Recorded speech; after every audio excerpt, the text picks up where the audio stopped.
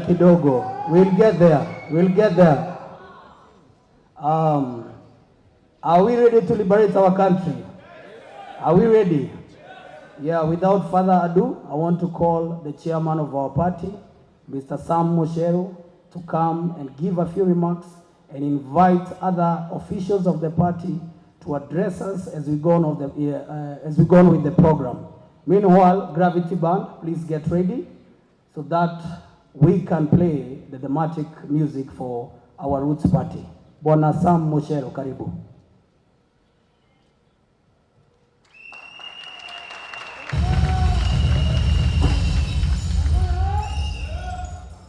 Good evening, ladies and gentlemen. Ujambo? Mmefika? Chama ni chenu. Kwa niaba yangu kama mwenyekiti wa chama cha Roots Party, ningependa kualika hapa leo. Hii ni siku muhimu sana. Tunashukuru sana kwa nyinyi wote kufika. Mmeamua kuja na mmekuja kufanya kile tunachotaka. Kuona ya kwamba mnachukua nchi na mnaendeleza mambo ya mbele. Mimi kama mwenyekiti wa chama sitasema mengi. Leo ni siku ya rais. Yale nitakayosema ni kwamba chama tumekishikilia. We have maintained and made sure that the party has been inclusive, and as you look at the team that represents the party, represent everybody in this country, from the Asian community, from the Western region, Central Province, Nairobi, which is a metropolitan and a melting point of the Kenya nation. Kwa haya yote, mimi ningetaka kusema kwamba nimeshukuru na karibuni. Kwa haya machache ningependa kumuita Secretary General wetu wa chama, Bwana Adam. Karibu.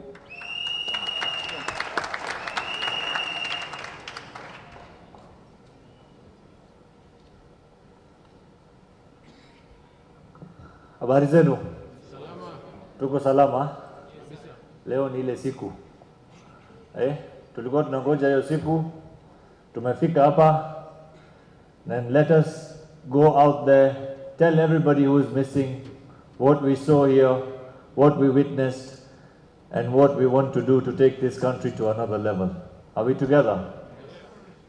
As put by my chairman here, we as a party are a multifaceted party. You can see, I'm a young guy, we have older people. I'm an Asian, we have Africans, we have the minorities. I might be educated, but we have those who have not yet got that chance to seek their education. So us as a party, we are here to free Kenya, to make sure that each and every one of us feels like a Kenyan and deserves what they are to get in their future by joining hands with us and liberating this country. As put by the chairman, this today is the day we are launching our manifesto. And today is the day for our president, the 5th president of Kenya, Professor George Luchiri Wajackoyah.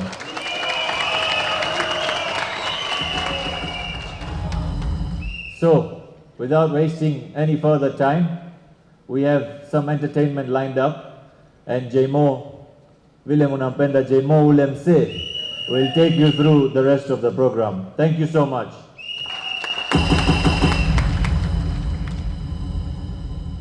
Thank you so much. Kama mnavyojua, chama yetu imeleta vision kubwa sana, vision ambayo imeletwa by Professor Wajackoyah and Justina Omai. And one of our key pillars is how to liberate our economy. Our economy has always been under the captive of some few people in this country.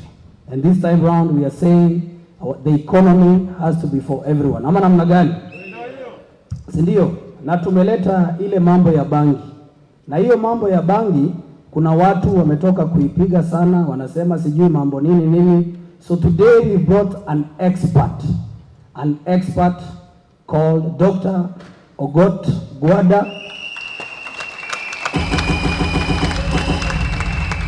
Because what we are saying is the cultivation of industrial hemp for industry purposes and medicinal use for export.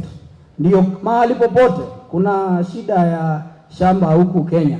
Kila mtu ambaye wako na ardhi watakuwa na pesa. Pesa mfuko kwa kila mtu, si ndio? Si pesa kwa watu kidogo na sisi hatuna pesa. So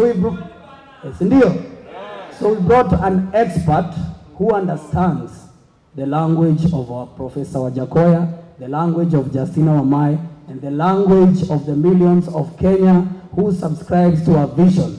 So I want to call Dr. Ogot to come here and please pass the message.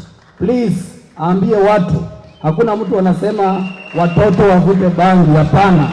Sisi tunasema tupande bangi, tuuze, to export, si ndio? Dr. Ogot, please, come and speak to your people. Thank you so much.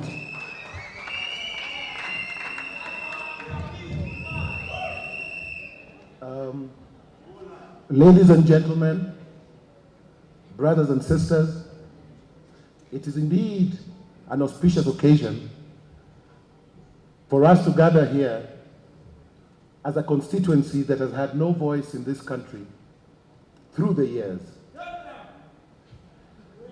I would like to thank particularly the leadership of the Roots Party, Professor George Oluchiri Wajackoyah, and Justina Wamai, his running mate, for making all this possible, and for giving a voice to the voiceless, and for giving a face to the faceless. For the last nearly 6 years since 2017, I have led an almost lonely battle in Parliament, trying to get marijuana legalized at the expense of being called a madman. So I wish to state that I stand here as a father of grown-up children who are also well-to-do in their own right, but as a believer in the cause of marijuana. As a man who believes in the philosophy of Rasta, I am at peace with nature, and I have no problem with the green herb.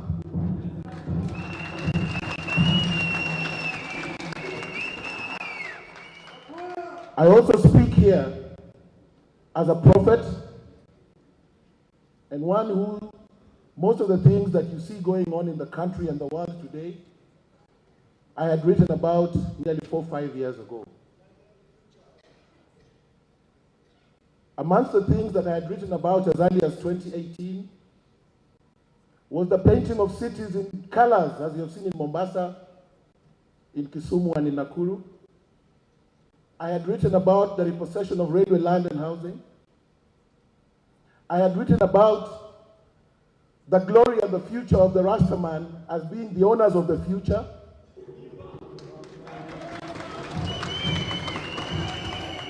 I had written about the liberation of a new nation and the birth of a new nation. And I do this all in the name of God. Anybody who believes in, I get my motivation from the Holy Bible. If anybody doubts that what we are doing is divine, I would love you all to go and read the book of Ezekiel 34:29, when God speaks about a plant of great renown that he shall give to the world to heal the problems of society and to remove shame from his people. I would also like you all to go and read the book of Isaiah 65:5 that gives the history of the origin of marijuana. So when we speak here as responsible men and women who know what they're doing and who should not be considered mad by any chance. In the same Holy Bible, speaks about the stone that the builder refused, that was to return to be the head cornerstone.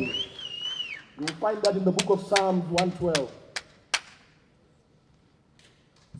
I speak about a herb that is in the Bible written as one that shall bring healing to nations and that shall bring people together as one. for near the last 15 years. I was attached to Citizen TV as a political analyst for nearly 7 years. And subsequently, I worked as head of research for Uganda's premier electoral institution for 7 years as head of research. While I worked there, I came out with 2 copyrights. One, for electoral rigging, electronic rigging and electronic observation. And 2, for the universal theory of genital modifications that explains all circumcision, all genital modifications as being based on water and sunshine. It is today a universal principle that is accepted, that where there is fresh water, there is no circumcision, and where there is no fresh water, there is circumcision. I speak here with great pride because I see many people who are gathered here today, youngsters, old people, who have come together to proclaim to the world that those who were taught not to know may just be the ones who have the answer to the future. I speak here to a nation that has condemned a lot of marijuana speakers, and I speak in solidarity with those brothers and sisters who still languish in prison because of laws that were made without recognizing the due place of plants, and particularly marijuana. Today, I am glad to tell you and to join your voices too in proclaiming that the solution that the Roots Party provides is based on the concept of a marijuana economy. And what do I mean by a marijuana economy? There are 3 strands of marijuana. One is called cannabis indica forma. That is the medical variant of marijuana, and that is what has a THC or tetrahydrocannabinoid content of 12% and above. That is what is specifically used to make medicines. Anybody will tell you that all medicines that are sold over the counter, the universal base is one: marijuana. Exactly. You will also be told by those who wish to stand and speak for the truth, and by those who believe, as the Bible says, that let not a good thing be called bad. That marijuana is not bad, and nobody can condemn marijuana. Exactly. And that those, no one can condemn what God has made and given his people to use. And for those who do not know the usage of this plant, very soon a book will be coming out in about 3 weeks that explains the origin, the basics, the networks, the potential, the properties of marijuana. Next is the second strand, which is called cannabis sativa L, otherwise known as hemp. While cannabis indica forma is specifically medicinal, hemp or cannabis indica L, cannabis sativa L is specifically the industrial variant. It has a very low level. Many people do not know that all the paper currency, if you have money in your pocket, you are carrying proof of the efficacy and the economic benefits of marijuana. If you have money in your pocket, you have a sample of what marijuana can do for our economy. Exactly. Number two, many people do not know that in all the ports across the world, all the twine that is used to anchor. It is also my pleasure to inform you that all military uniforms across the world, including the tandaruas, the tarpaulin, are made from hemp fiber. Third, it is also my wish to inform you that clothing material made from hemp is about 70 times.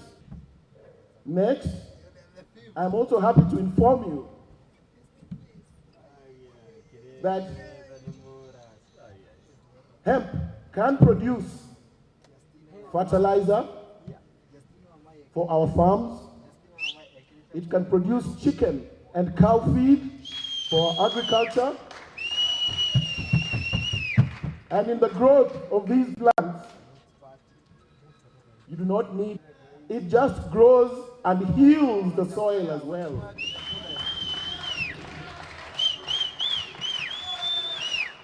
So in other words, we have a plant that stands on two main legs, the medicinal and the industrial. The third variant of marijuana is called cannabis ruderalis. That is hardly found in these regions. It's the pygmy of the marijuana plant, mainly found in the colder South Africa we can talk about. And for many people who may not know, liberation comes in packages that may not necessarily be sweet, just like medicine. If I am sick today, I will be given malaria queen, not because it is sweet, but because it will heal me. It will make me healthy. And on that note, I wish to appeal to our party leadership to take charge and lead and help us push for the legalization of marijuana, not just as an economic revolution, but also as a spiritual passage to all those who use marijuana to express their spirituality. Thirdly, as we approach the elections, every person has always said that we're looking forward to a violent election. And that has been the case. And when there has been violence, it has been accused on those who smoke marijuana. Not true. That's a lie. For anybody, I went round with the party leadership through Western Kenya, through Kisumu, into every slum where I was born in Nyalenda, Obunga, Kondele Massive. Not a single stone, not a single insult, no pleas for money, just peace and one love. Just peace and one love. So I speak to a constituency that has been sat on, that has been shut on, that has been spat on, but one that has stayed resilient to their call for a better nation, a healthier nation, and a wealthier nation. And in that regard, I wish to appeal to all my brothers and sisters across the country that maybe the time to make a change is now. If there is any doctor or teacher or pupil who believes in a greater future and a better future where everybody has an equal chance to have money in their pocket because they own a half an acre, that time is now. If there is anybody, if there is any soldier or policeman in this room who is driven by the spirit of nationalism and who would love to wear uniforms that will last for 30 years or 20 years, grown in a military farm or grown locally to make our uniforms locally, and in the ideal of pursuit of self-sufficiency, then that time is now. I appeal to every woman across the land who is aware that marijuana can provide marijuana oil for us to smear on our bodies and not Vaseline petroleum, because petroleum is for vehicles and machines. Anybody who requires organic medicine and organic oil, then that time of liberation is now. I appeal to our political leadership who have promised us emancipation from poverty, who have given glorious promises which they have not fulfilled. If they're truly and in their hearts convinced that they love this country as a shared space, where there is space for those who use and those who don't use, where there is space for those who believe in what we believe and those who do not believe, then their time to make a change is now.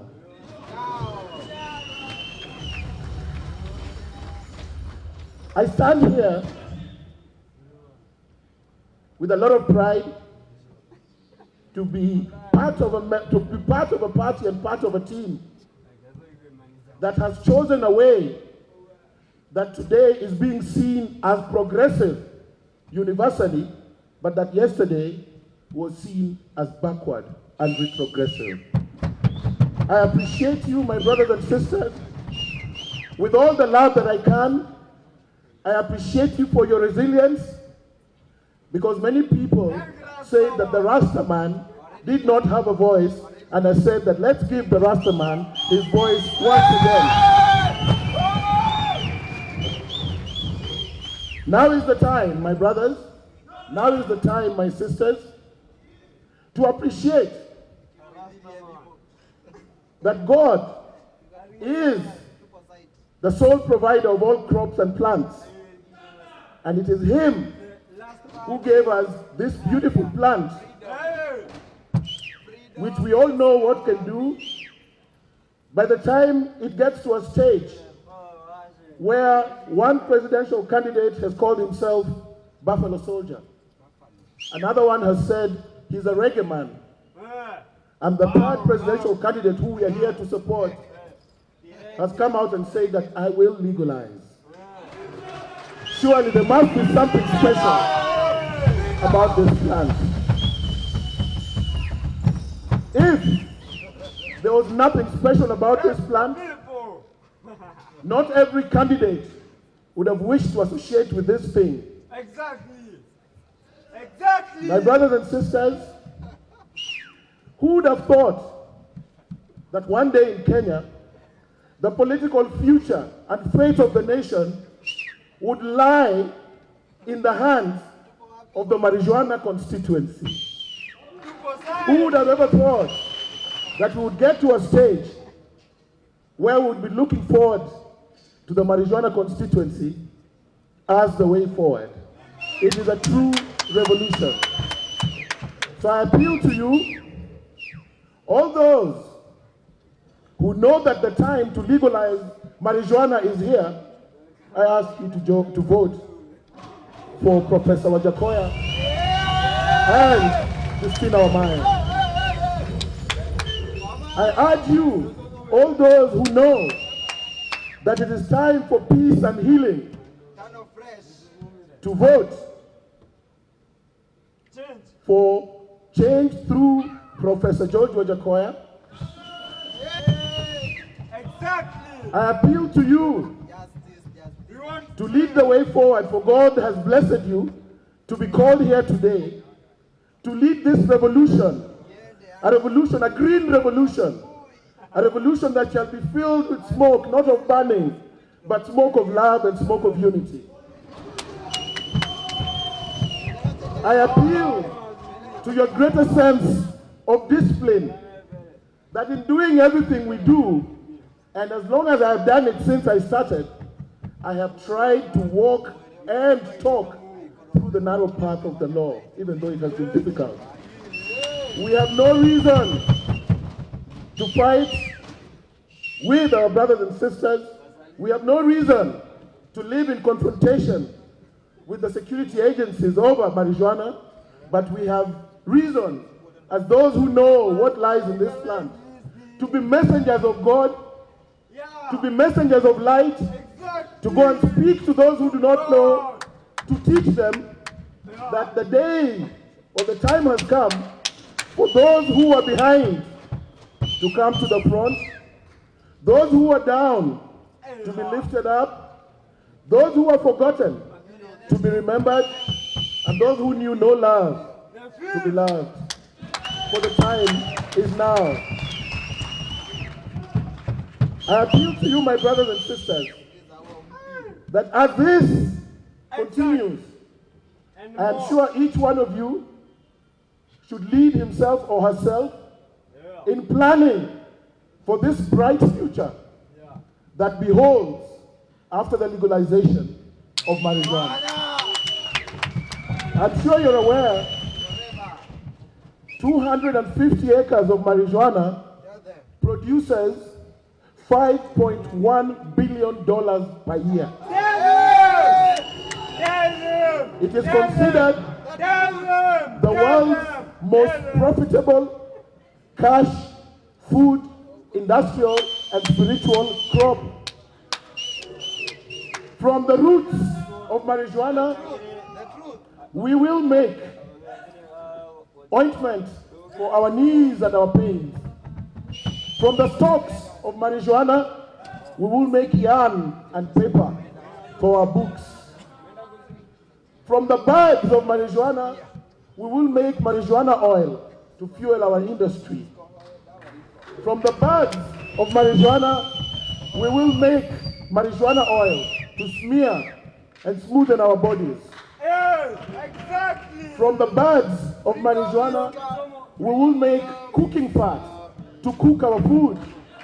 In short, what I'm saying, if we legalize marijuana, the prices of food shall go down. The prices of oil shall go down. The cost of education shall go down. The cost of living shall go down.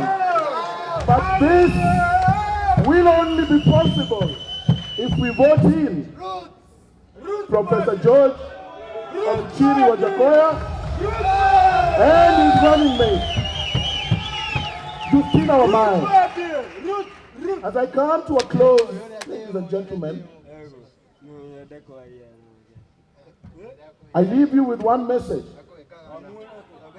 There is a destination which we set out to reach and which we have not reached. I am asking you that on August 9th, let each and every Kenyan everywhere agree in their hearts that we shall vote for George Wajackoyah and Justine overwhelmingly, that there will be no chance for anybody to tamper or steal the votes, because everybody will have come out to vote for the two candidates who will liberate this country from the talons of poverty, the talons of pain, the talons of backwardness, and to catapult them to a brighter future, that they shall be able to fulfill their dreams as fathers and mothers, that courtesy of marijuana shall go home and you shall be able to provide clothing for your children, money for your children, and food for your children. Everything that I have told you in the name of God Almighty, and may God Almighty bless you so much, each of you, and when you go home, go and spread the message of love. God bless you all.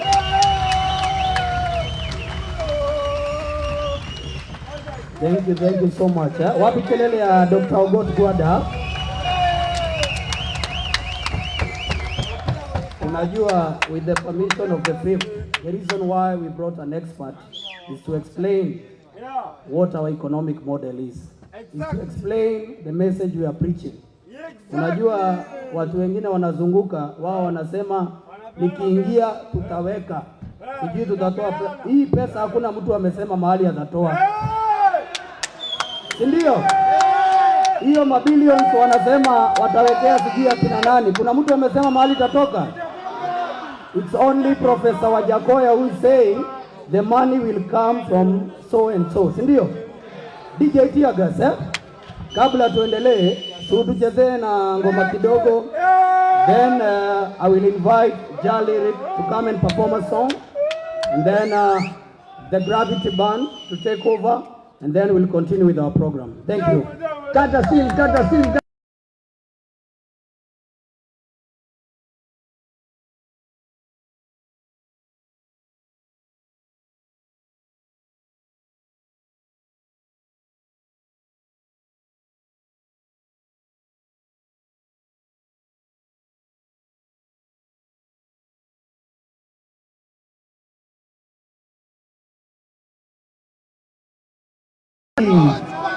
When I say professor, you say Wajackoyah. Professor Wajackoyah, Wajackoyah,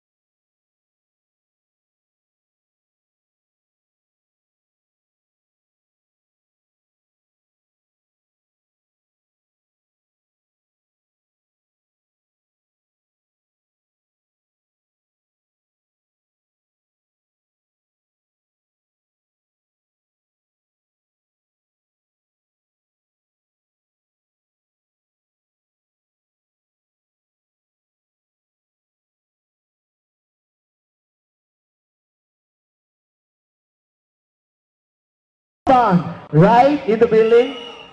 Yeah, man, alongside the man like Lyric. This one's a brand new tune.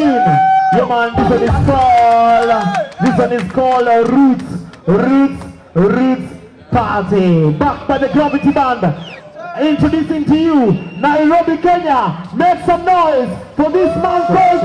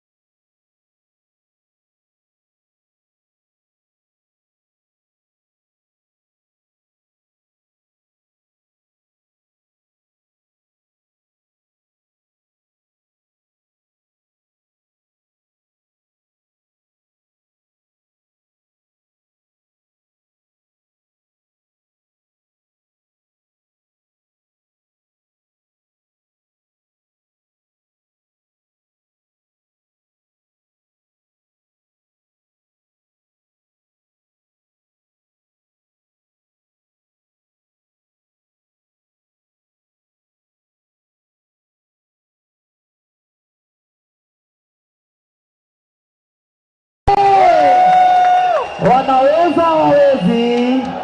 Wapigeni makofi tafadhali. Nairobi is the baddest band in Kenya and the whole of East Africa. The baddest band in the Gravity Band. Over to you, Jimo.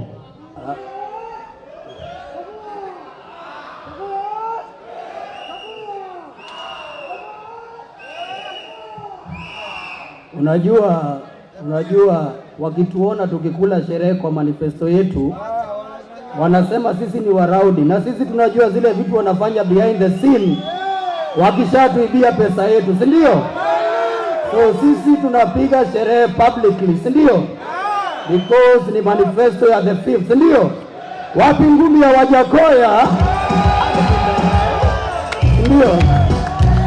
Sawa pia just.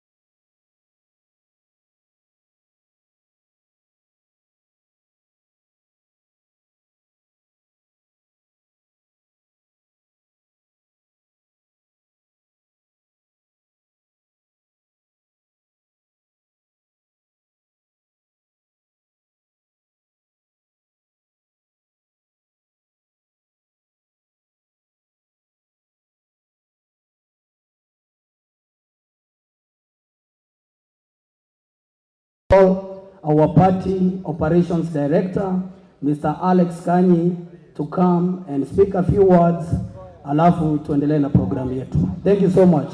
Alex.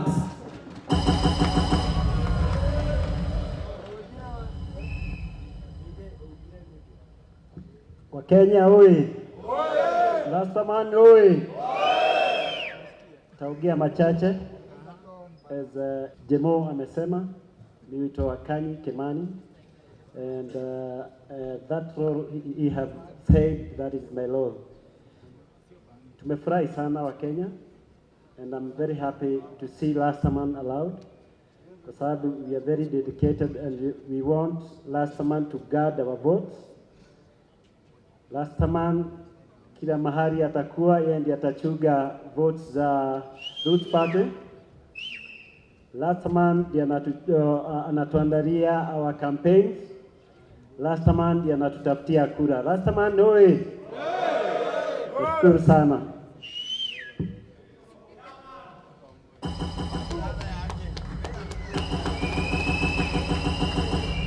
You know, our party manifesto is very clear.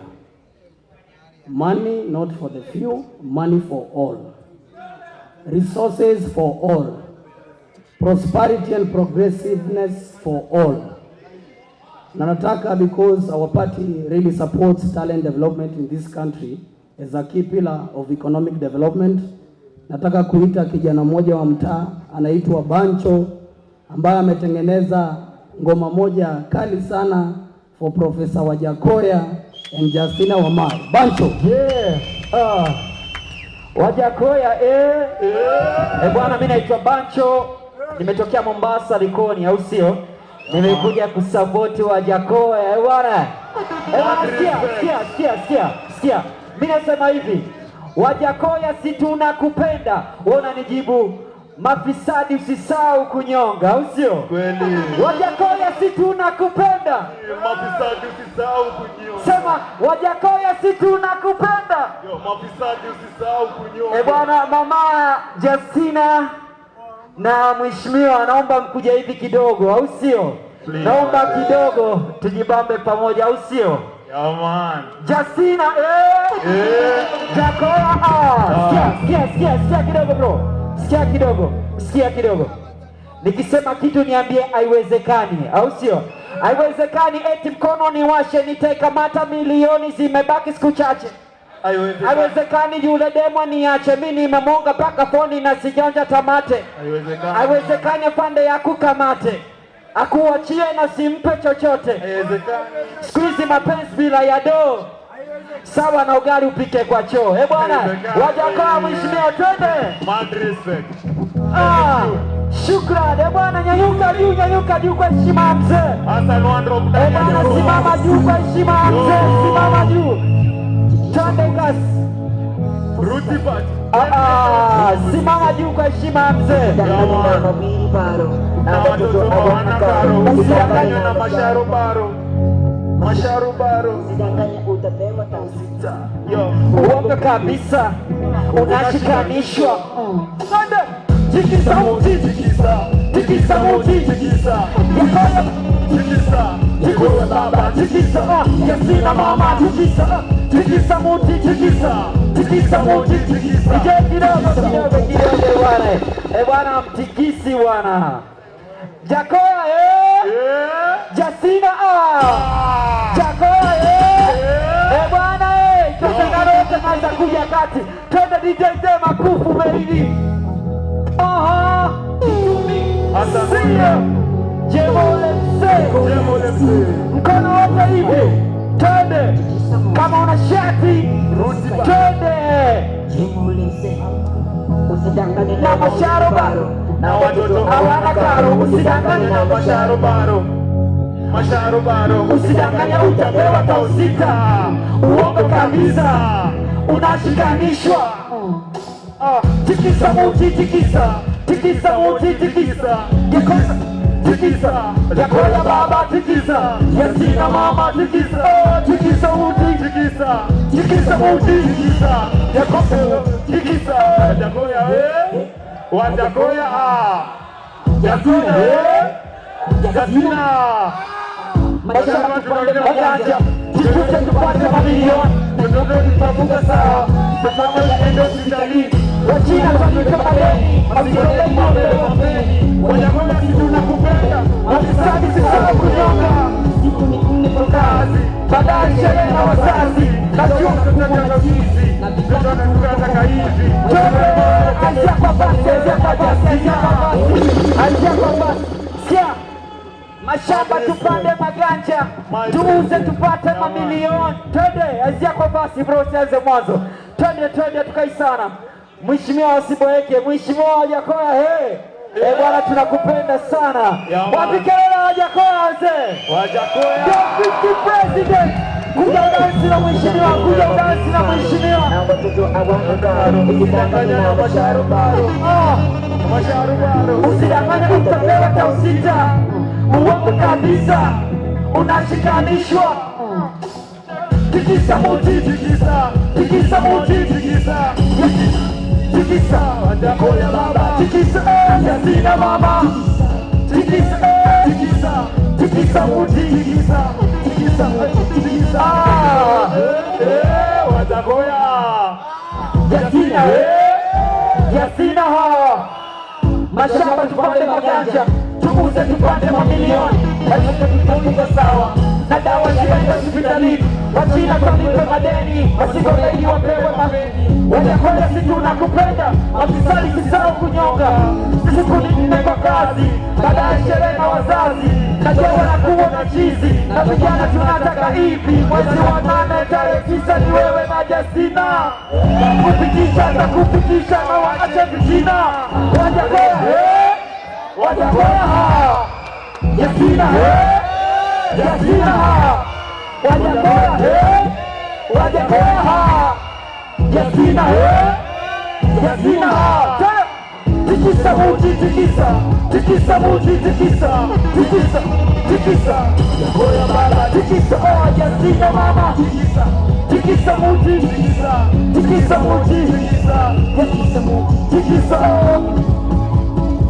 Yeah man. They call me Hassan Wandro. Yeah man. Thank you so much. Tumesema leo ni pure entertainment as we unveil the vision of our country. And nataka kidogo tumuite Shamir. Shamir ni msanii mkali sana wa reggae nchi hii ambaye amekuwa akieneza information about how we should move forward as a country. Shamir, karibu sana. Karibu sana, karibu sana. Niaje watu wangu wa nguvu? Niaje? Niaje? Siwasikii, niaje? Mko vipi? Nataka msikie kitu moja, sawa? Mwimbe na mimi, sawa? I say to all of my jiggers and my MCs, hands in the air if you love.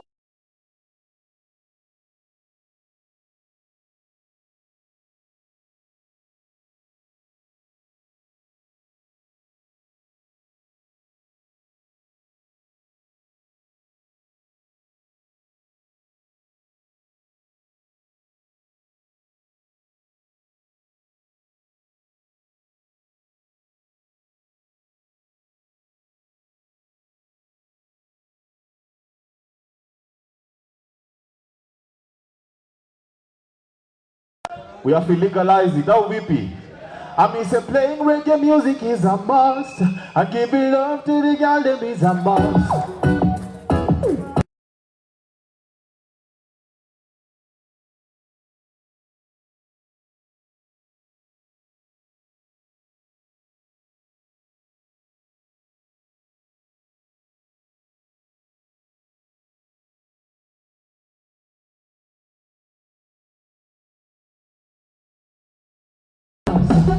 I mean, say tell you it's a must.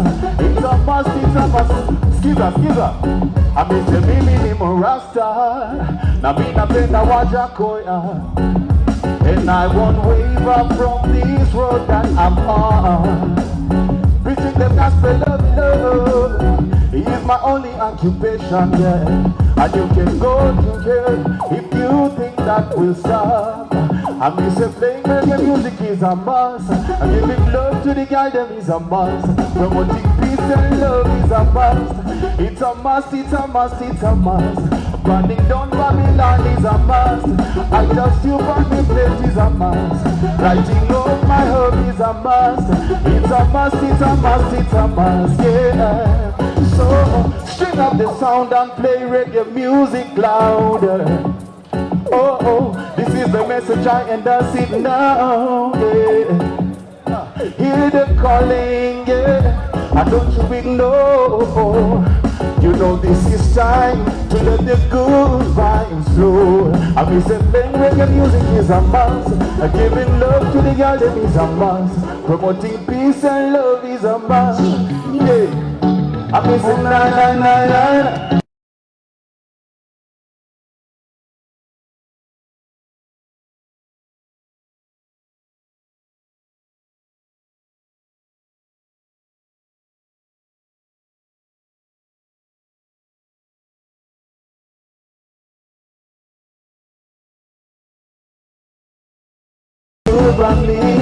Even when I didn't deserve your loving, yeah. And your back lighting like the gang up against the I said your love surrounds me from my head to my toe. I'm fully set. I mean say I tell you I'm grateful. Oh Tanja, I'm grateful. I mean say I mean say I tell you I'm grateful. I tell you I'm grateful. I mean say, oh God, you bless me, bless me, bless me. You bless me, bless me, bless me. Oh God, you bless me, bless me, bless me. And they can see all the goodness you bring. Oh God, you bless me, bless me, bless me. You bless me, bless me, bless me. Oh God, you bless me, bless me, bless me. And they can see. Let me you say yeah, yeah. Say yeah, yeah. Say yeah, yeah. Say yeah, yeah. If you love reggae music, say Irish. Say Irish. Say Irish. Oh, big up yourself. Yeah. Come back to him on my manifesto. Sibio. Sibio. How you doing? So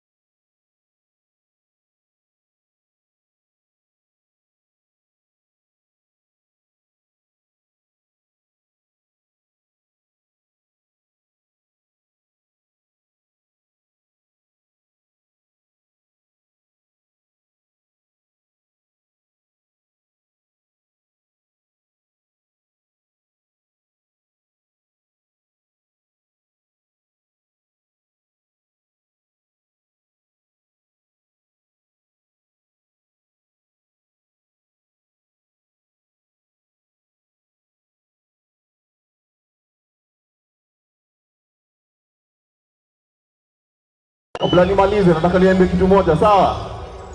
I say one love, mimi na mimi, one heart, let's get together and feel alright. I want you to sing now, one love. Siwaski, one heart. I say let's get together and feel alright. I give thanks and praise to the Lord, and I will feel alright.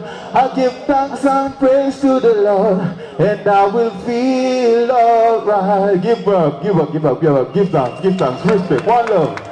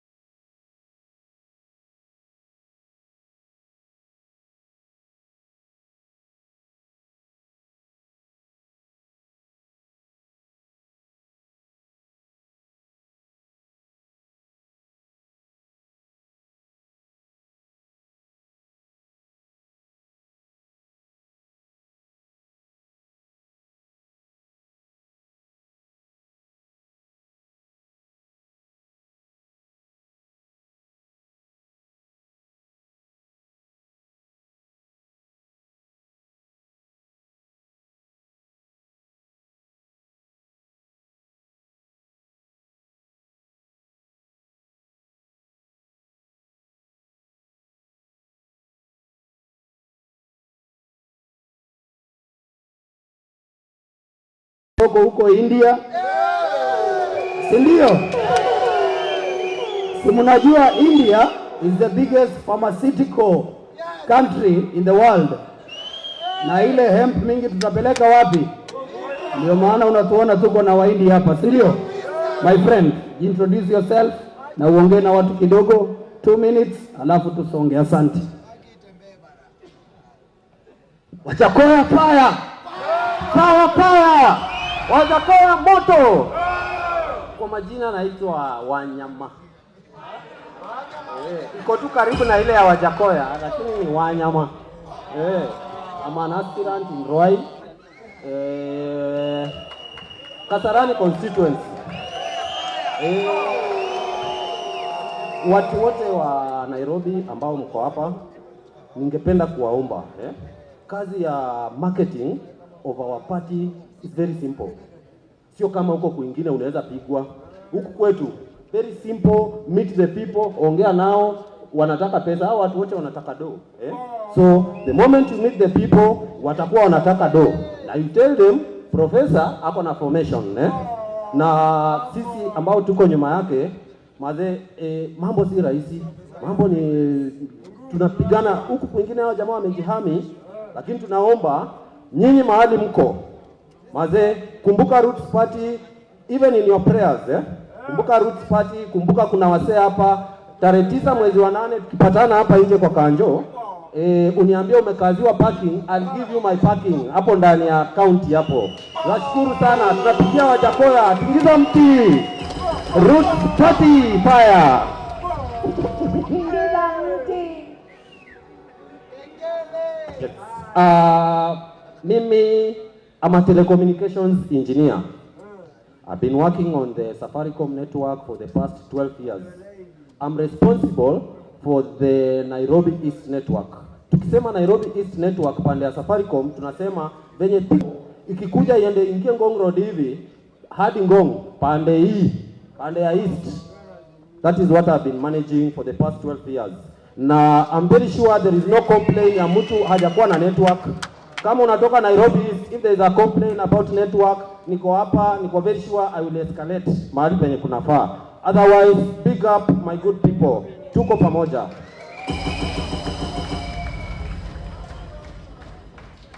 Good evening, ladies and gentlemen. Good evening, ladies and gentlemen. Thank you for joining us today for the launch of our manifesto for Roots Party of Kenya. My name is Arjun Chauhan. I'm running for MCA Parklands Irish. If we have people registered in Western constituency, please don't forget to vote for me and my party leader, my father figure, Professor John Wajackoyah and Justina Wamai. In a short while, we are going to show you our manifesto. It's for our nation. All I'll say is please vote wisely and peacefully. Na msisahau kutingiza miti. Asanteni sana, Mungu awabariki. Hamjambo wa Kenya. Wajackoyah oye. Majina yangu naitwa Jonathan Bet, natoka Kitale Cherangani. Mimi nasimama katika chama cha UDP, lakini mkurugenzi mkuu ni Wajackoyah oye. Oye. Mimi naomba kwamba iwapo Wajackoyah atakuwa president, na ninatumai atakuwa president, mimi nitakuwa waziri wa ukulima. Hili nipande bangi ili replace mahindi, kwa vile mahindi huko Cherangani iko bei chini. Wajackoyah!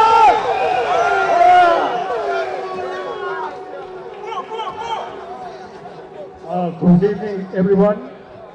I'm Jambo. My name is Naran Arjan, and I'm vying from Mugomoini, Langata. Neguo, Tingiza Miti. We have a vision, and I'm so proud with our party leader, Wajackoyah and Christina. We will make it. This is the vision we have, and it's the future for Kenya. Thank you.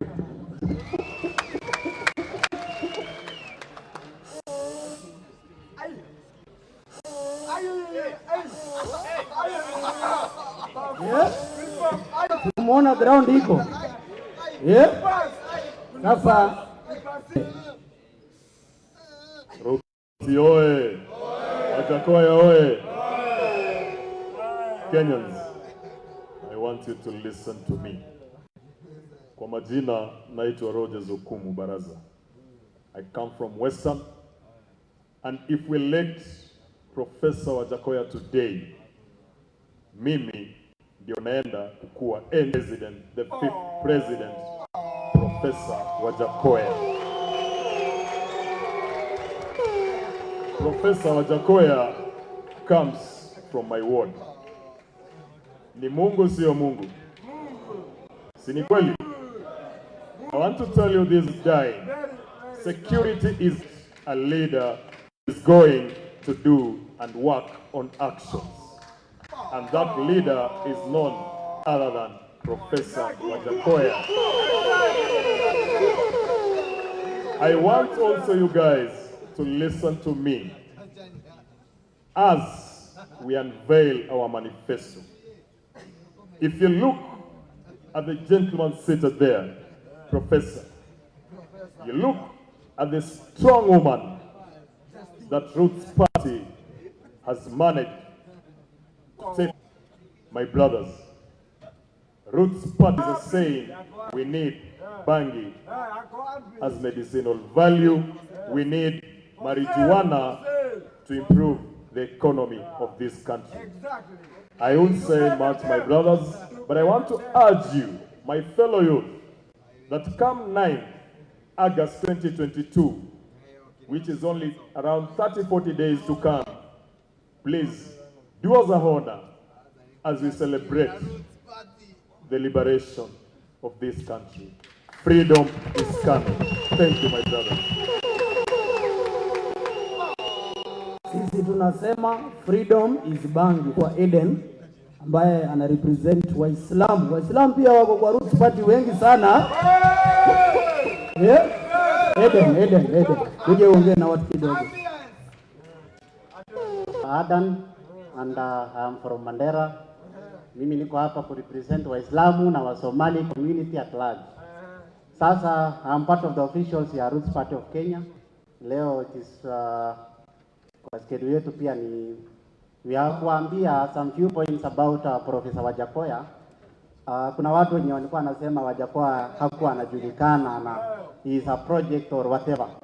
So Wajackoyah, kuna watu wengi kama rafiki yangu anaitwa Anchoka kwa hapa, na mimi mwenyewe tuna recognize Wajackoyah. si lazima Wajackoyah ajulikane na state watu wenye wako kwa wenye wanayojiita mahaslas na sijui majina zingine. So kama wanyonge wanaweza recognize Wajackoyah, si lazima wengine wajue Wajackoyah ni nani, si ndio? Sasa sisi ndio wenye wanapiga kura na sisi ndio tutaamua, si namna hiyo? Kitu ya pili, kuna maulamas na watu wa kanisa wenye walikuwa wanasema bangi ni mbaya. Okay, sisi tunatarajia wakuje watuambie okay, hii kitu kama mna legalize, si lazima tusikize watu wenye wanasema maheta, si ndio? Sisi tunajua hii kitu will be legalized, si ndio? Sasa hata juzi tulikuwa tunaona kwa media watu wanasema hii kitu ni mzuri, hata mtu fulani akiingia tutalegalize. Ni kama tu wanaiba idea yetu, si ndio? Sasa sisi tunasema hiyo ni idea ya Roots Party of Kenya na Wajackoyah, si ndio? Sasa kama walikuwa wanaogopa mbeleni, sisi tunauza sera yetu. Kitu ya pili, walisema snake ni kitu mbaya, ama walikuwa wanaona kama ni that famine of nini inajulikana countrywide, I mean worldwide. Just to touch on a point on the cost of snake, cobra's venom ina cost around 153 per gallon dollars, that is in dollars.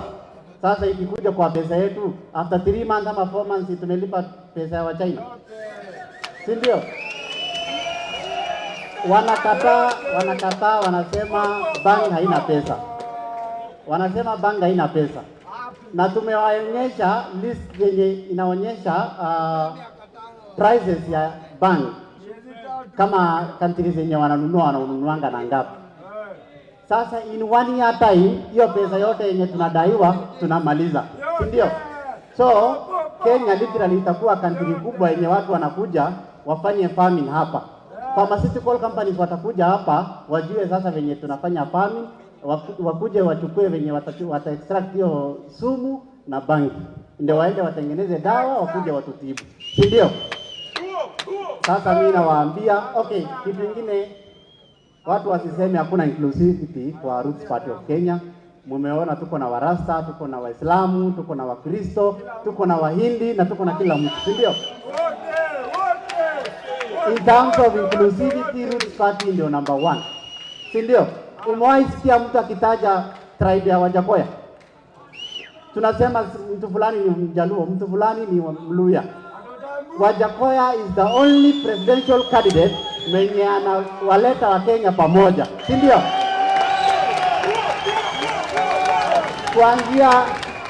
Kuanzia dini, kuanzia mtu mgonjwa, watu wazuri na wabaya wote, yeye tu ndiye ametuleta pamoja, ndio tukakuwa one person, si ndio? Lazima tuingishe Wajackoyah. Freedom is coming. Asanteni.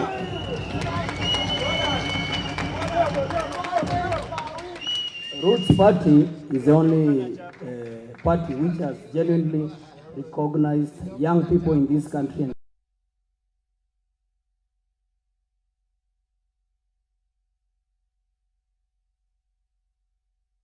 Viongozi wa Warasta hapa, they come and say a few words, alafu ndio tuendelee, ndio? Na Warasta wakijipanga, I want to call our SG, our Secretary General, to come and recognize a few members of our party. Recognize Max, who is the PA. I want to recognize Brian and Edu, who is our communication director. Thank you Jemo. Kabla tuendelee na program, just a small recognition for a movement and an individual who has been supporting us throughout this journey. The Free Kenya movement, if you have heard, has been an integral part of the Roots Party, and they have supported us and are now willing to move forward with us on this journey towards the general election on the 9th of August. On that note, can I please request for 1 or 2 minutes Honorable Bob Njagi, the chairman of the Free Kenya movement, to come and give us some words of encouragement going forward. Bob Njagi, please.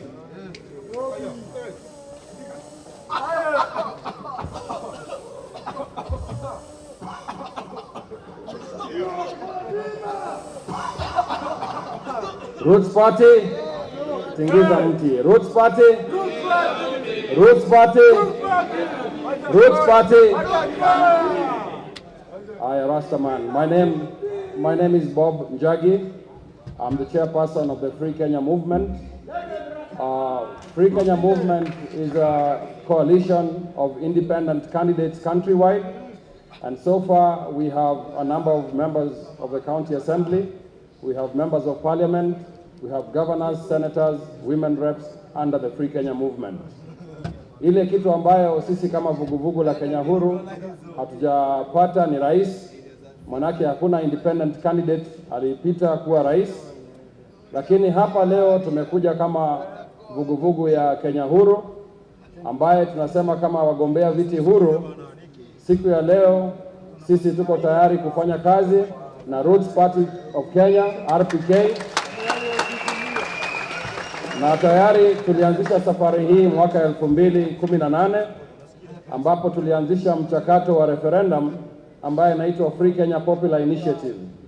Vile unatuona hapa hivi, tuko viongozi mbalimbali kutoka Kenya taifa nzima, na ningependa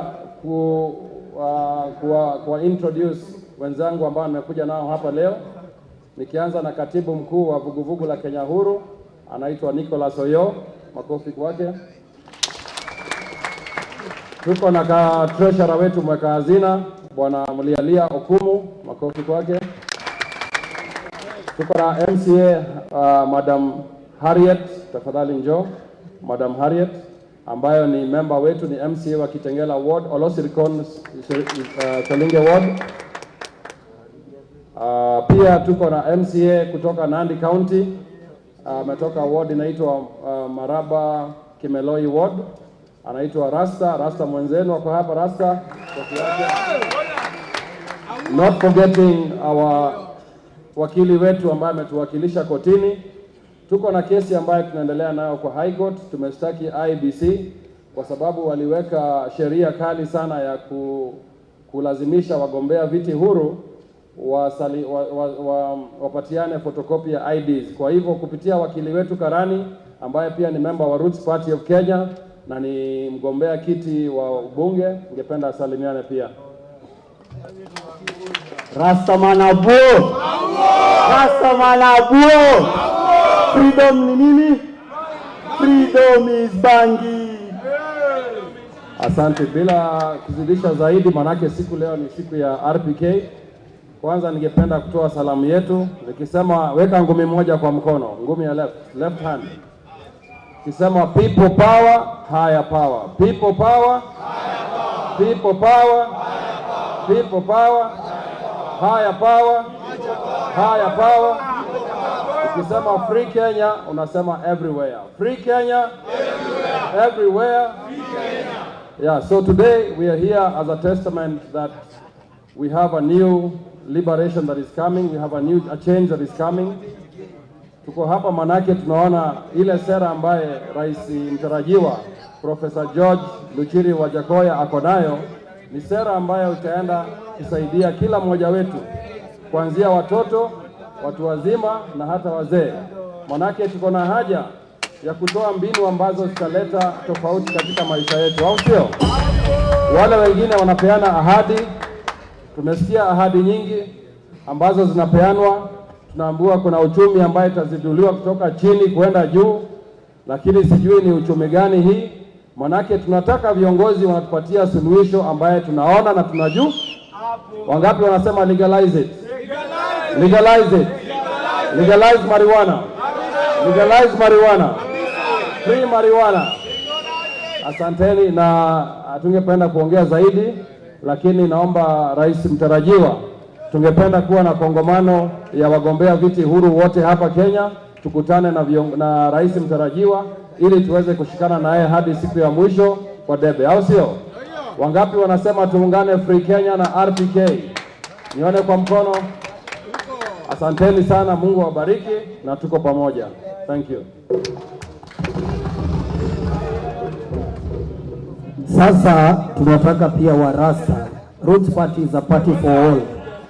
It's a party for all religions. It's a party for all young people, old, kila mtu, irrespective of their class or religious orientation. Nataka Warasta waongee, iko groups mingi. Unajua Warasta wako na mambo mingi yao. Leo watatuambia ukuje uongee, alafu ndio tupatie hii group hapa ambao ni kama watatupeleka kwa meditation. Thank you. Wajackoyah.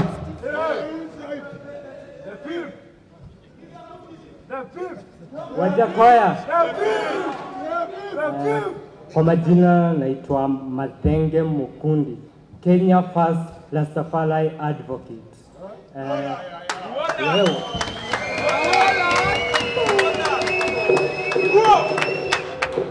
I'm also the spokesperson of Rastafari Movement Kenya. We are offering unwavering full support to Professor. We believe and we trust in him. We want now an economic freedom, financial independence. Sasa tunataka pesa mkononi. Hatutaki pesa kwa mifuko ya wakubwa. Tunataka pesa mkononi. Kila mwananchi apate pesa. We also want legalization. Tunajua bangi ni mmea. We know bangi is a herb. Yes I. Na hii mmea inaweza tusaidia kuinua uchumi wetu. Tunataka viwanda zenye zimekuwa zimekufa juu ya corruption. Tunataka pesa irudi kwa mwananchi. Thank you. Asanteni sana. Warasta hapa wanataka kufanya chant. Nimeambiwa inaitwa chant. Wafanye chant yao, alafu kiongozi wao ataweza kuongea kidogo, atuambie what the Rasta community is saying. Sawa? Take it. Tuendelee.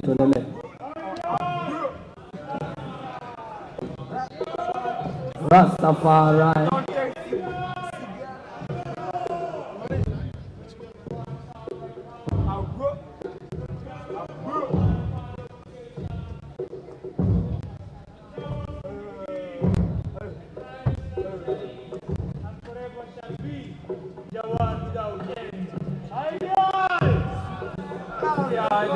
Are you feeling iron, my people?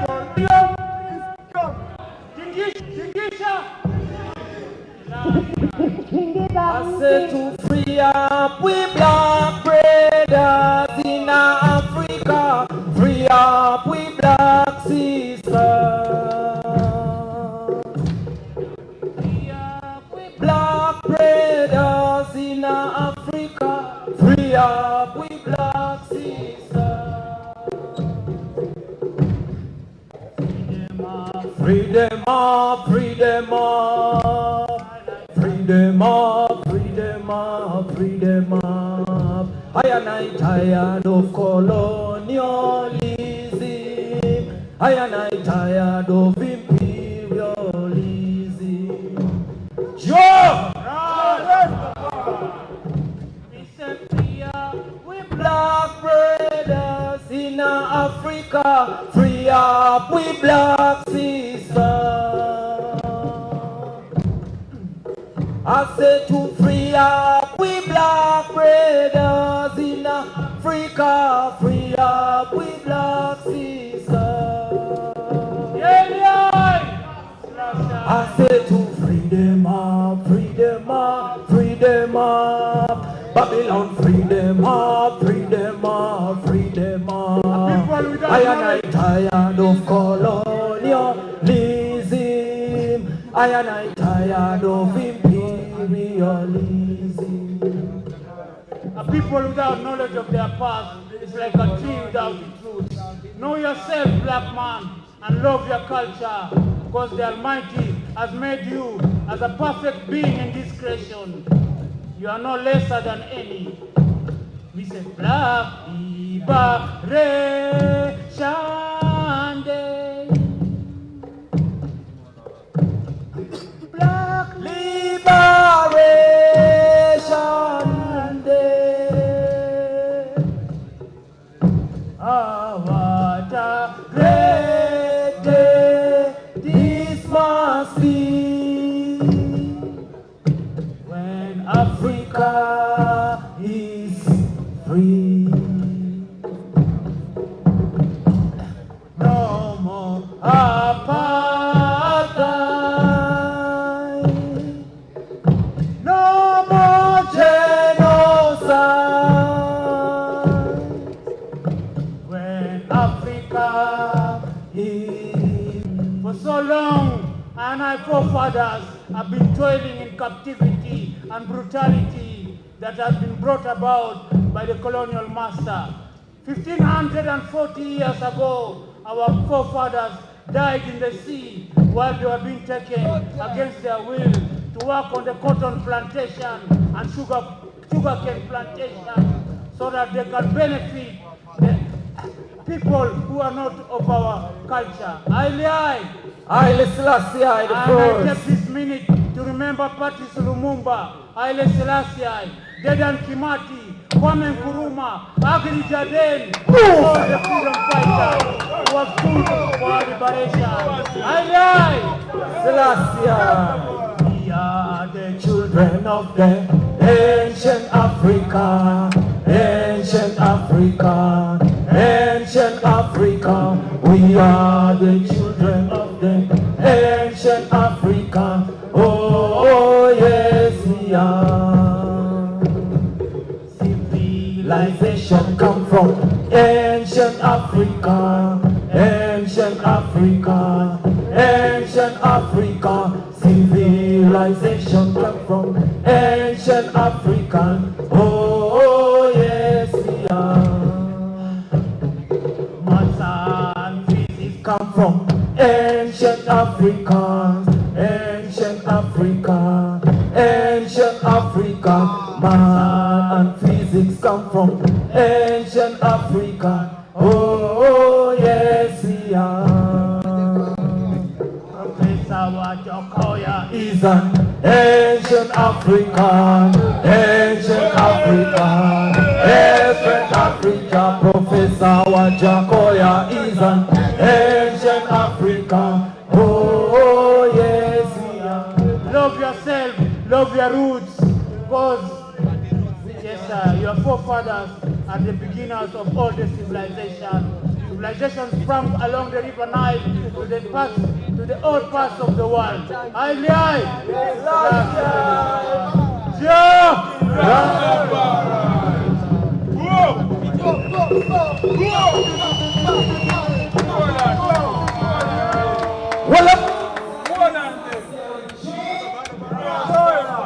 Red, gold, and green.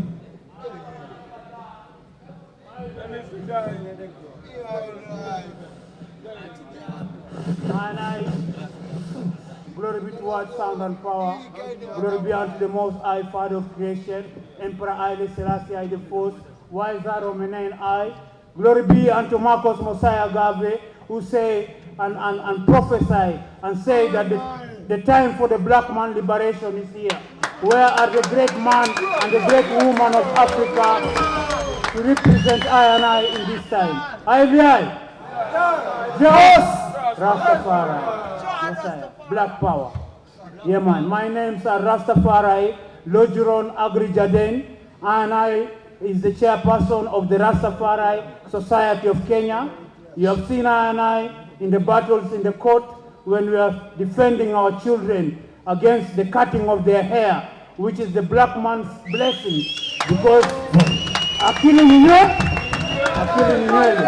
and we give thanks that through the court, the government of Kenya have declared that Rastafari is a faith like any other faith in the world and must be respected and according to the Constitution of Kenya, which brings us all together, Article 32. that all Kenyans are equal. And I, as Rastafari, have been through great tribulation. As we all know the history, we are all historians and lovers of history, because people without knowledge of their past is like a tree without its roots. We all know that the history of Rastafari begins when our forefathers were taken against their will to the land of slavery to go and work for freedom, work for free for 400 years. A time has come now, 50 years, 55 years after independence, that God has sent for us another Moses. Because the problem that faces our continent today is malnutrition, poverty, sickness, illiteracy, and lack of opportunities for the young people. And we know very well that Africa is blessed with the sun, the soil, and fresh water, that if given opportunity, we are able to feed the world, not only with food, but provide medicine, and as well as also provide guidance to reduce immorality and the threat of nuclear warfare that we are seeing today happening in the rest of the world. So let us take this matter that is before our hand and this period as a serious time. Young people who have their voting card, please do not sleep. Turn out in large number so that you can make the rightful decision. People should stop suffering from cancer and poverty, because we are the richest continent in the world. And I have a lot to reason, but today is not our day. Today is the day for our chairperson and our elder, Wajackoyah, to come and tell us how he has a plan for the youth of this nation. But please, Your Excellency, as you ascend to be our 5th president of this country, remember that the Rastafari community has been sidelined for so long and marginalized, and our story has been misinterpreted. Please, as you enter, let us come closer to you so that we can also provide advice on how to preserve our environment and how to protect our culture as the indigenous people of Africa. Before I step out, let me give my brethren here 1 second to greet you all. Yes, sire. Yeah, my name is Agitao Munene, and I am a traveler. I travel around Africa. Between Cape Town and Cairo, we do tourism, something called overland safaris. But I'm not here to tell you all that. I'm here to tell you it's time now to rise up, and it's time now to change up the perception that you have towards the word called marijuana, ganja. Change your perception. Go and check up videos on YouTube. We have a small video which is very interesting. It's called Hemp for Victory. This Hemp for Victory, it will prove you that, it will show you why America today is a superpower. Because Americans themselves, they have to use hemp for fuel, for anything you think of, medicine, so that the military could be able to be fully occupied and to do whatever they felt like doing. So who are we as Kenyans? And who are we as Africans not to give it a try and go forward and do whatever we need? And we can't do this unless we go with Professor Wajackoyah. All right. So go home, make sure your grandmother, even the toddler at home, make sure they know what marijuana is capable of and what ganja is capable of and what hemp is capable of, so that we don't have this perception of saying marijuana is bad, and marijuana was created by the Most High like the way we are created by the Most High. Okay? So it is our duty. We make sure that Roots Party ascends to State House with any complication. Full peace and love. This is what we preach as a Rastaman and as an African. So, Tingisha Miti. Tingisha Miti. Yes, make sure you don't forget. If you shake the tree, If you shake the tree, the fruits will fall down, and when the fruits fall down, you'll be healthy. So, Roots Party all the way. Blessings to the Most High. Wapi kelele ya warasta? You know, our fifth president, Professor Wajackoyah, and our deputy president, Justina Wamai, wamesema they are going to guarantee religious freedoms. Kama ni Waislamu ujue Friday itakuwa Saturday pia tunatuli na Sunday pia. Nataka tuko na wakardinali ndani ya nyumba.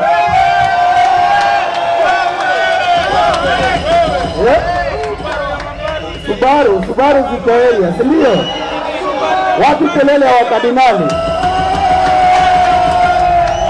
Kabla wakardinali wakuje, nataka demakufu na tear gas. Watufanyie mambo yao kidogo, tuchangamke, tusimame. Kila mtu asimame. Kila mtu asimame. Si ndio? Hebu kaende basi. Mr. DJ, no time to waste. Drop it.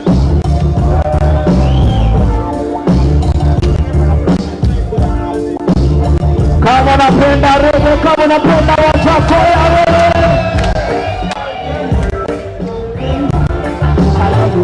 Nasema asante, everything.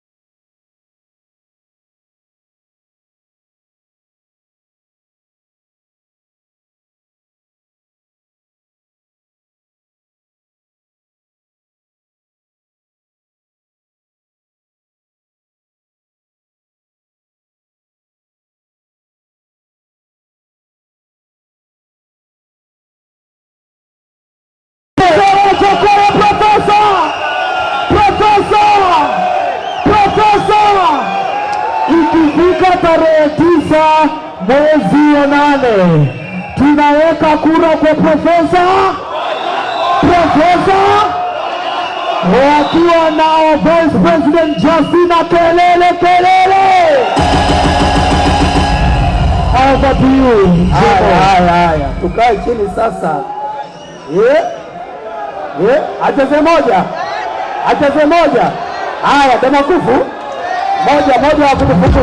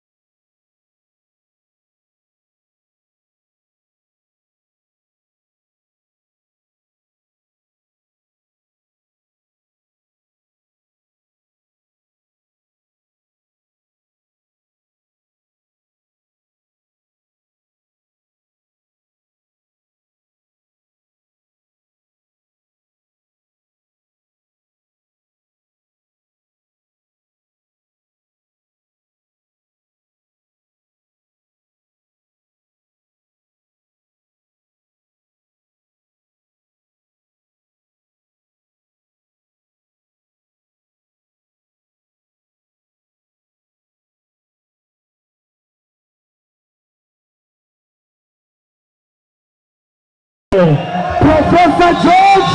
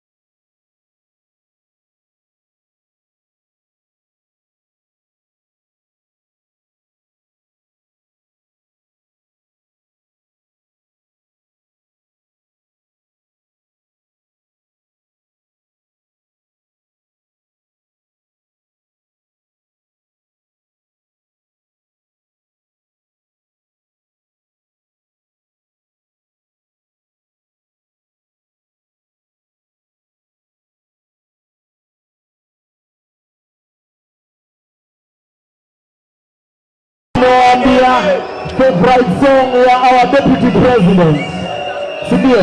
Lakini sasa nataka kuambia the favorite artist of our big president. When I say Lucky, you say Dube Lucky. Special for Professor Wajackoyah. Let's go.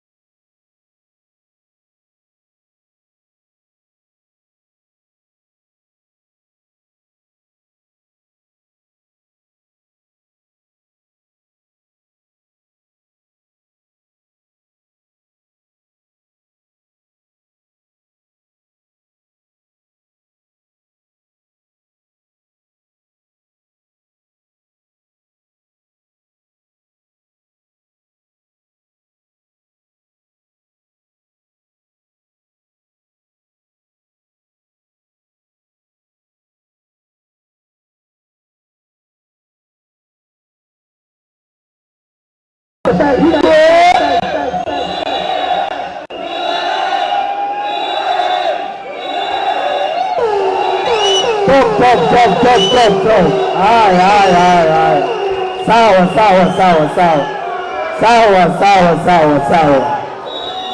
Tutulie kidogo, tutarudi kupiga densi. Sawa. Haya.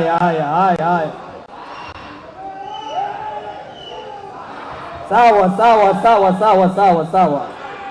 Tutulie kidogo, tuingie nafasi nyingine where we are going to unveil our manifesto. This is one of the serious businesses of this country. Na kuna Mokorino hapa, simama usalimie watu, wave to the people. Kuna Mokorino hapa ndani, salimia watu tu hivyo, weka mkono tu hivyo. Sawa, anaitwa Heze Junior.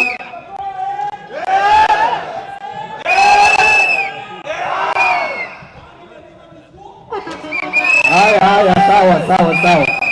Sisi tunasema ni bangi ya kuuza, lakini unaona hata Mokorino wako na mambo mengine, lakini tutaongea. Please, zote ni sawa ndugu yangu, ni sawa.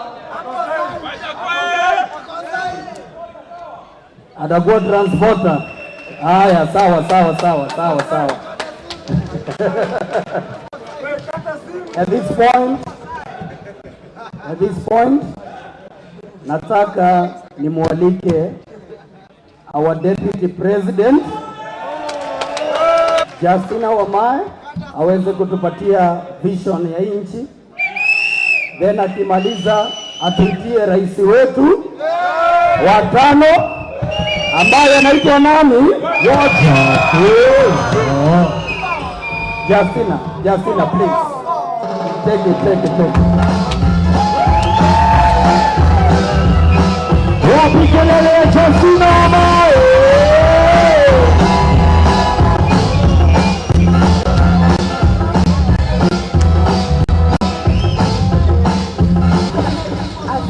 Asante sana.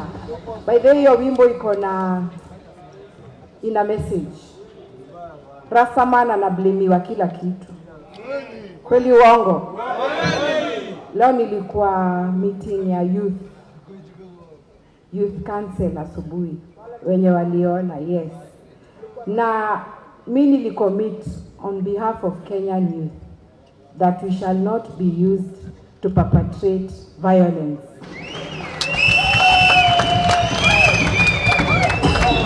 Swali nilikosea kucommit?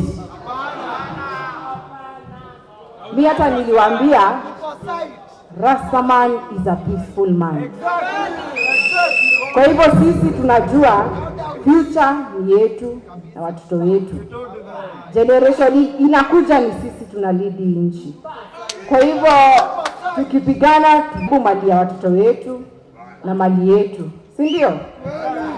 Kwa hivyo niseme, unakumbuka tukiwa shule tulikuwa tunaambiwa andika insha, na unatumia msemo kama nina furaha bila kifani. Unakumbuka hivyo vitu? Mimi furaha yangu iko hivyo. Na niwashukuru kabisa. Pia nishukuru wa Kenya ambao wametutengenezea merchandise. Yani Roots Party has not spent anything on branding. But naona Mkenya ananunua t-shirt, Mkenya ananunua bana. Yani Kenyans are supporting us. Na mimi niko na confidence nikisema our campaign is people driven.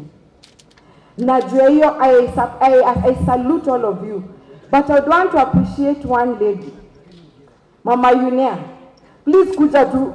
Ndio wale wazazi wako nyumbani waone mom wa hii age ana support Roots Party. Mom wa hii age anatumia hela zake, ametengeneza vikombe za Roots Party na wa Profesa Wajackoyah. Mom wa hii age anatengeneza merchandise. Karibu mom. Mimi nataka pole, si tuko na challenge nyumbani ya kuconvince wazazi wetu, shosho wetu, kuka wetu. So wanaona hii maneno ni bangi, si ni kitu mbaya. But mama Yunia akisimama hapa, it speaks volumes. So nampatia 1 minute atuongeleshe kama vijana Roots Party na Kenya mzima wajue hii chama iko na watu machua. Karibu mama. God is good all the time. Uliza mwenzako uko na kura au ni kujaza rumu na kucheza dance? Wajackoyah oye! Kila nyumba iko na mama, iko na nini? Na radha. Nani anaangalia kashakura kama iko shubi? Tuko na mama. Jasimila oye! Oye! Mimi kile ningetaka kusema ni kushukuru Roots Party na honorable wetu Profesa Wajackoyah. Degree sasa 16 ni mchezo. Ni mchezo. Tumesoma kwa historia, kwa media, amesoma, ni kweli. Amefanya kazi gumu, hakina kazi gumu kwa binadamu, ni kweli. Amuka asubuhi, elekea na njia, ambia Mungu yako, leo natoka kwa nyumba, nataka kufanya hivi, nataka kwenda shule. Kujua kama umeenda shule, masaa ile uko free, enda ukafanye kazi. Ni kweli. Nashukuru ma'am. Nimeshukuru mheshimiwa wetu.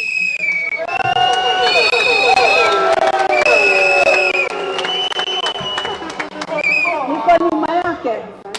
This is my daughter. I'm behind you.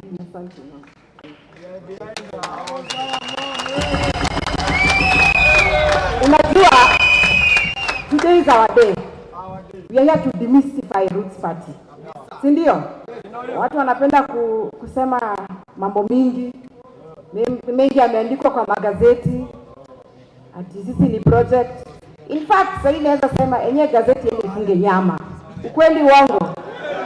Mimi nataka kuuliza Prof nikiwa hapa. Prof, umeona vile Wakenya wanatupenda? Wanatupenda bure. Bure, Prof.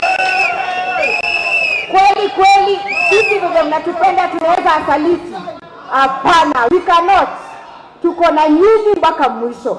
I want to assure you that as Justina Wamae. Mimi, yani hata leo tumeimba national anthem. Karibu nilie. Unaona venye tunasema Kenya istahili heshima. Niyo basi imeniguza nikaona ukweli inastahili heshima. Lakini tunakosa heshima kwa nini? Hatuna pesa, mikopo huku na pale, tunataka donor funding, na tuko na shamba zetu. Mbona tusiekelee industrial hemp? Ama na madegani? Kwa hivyo mimi nasikia tu mkera mkilia mjue tu ni furaha. Lakini kwa unyenyekevu kabisa. Hizo vitu ndio zinafanya mtu asikie uchungu kwa Mkenya. But mimi ningewaomba kwa unyenyekevu. Unajua pia Rastaman na watu wa Roots tunaambiwa we are jokers.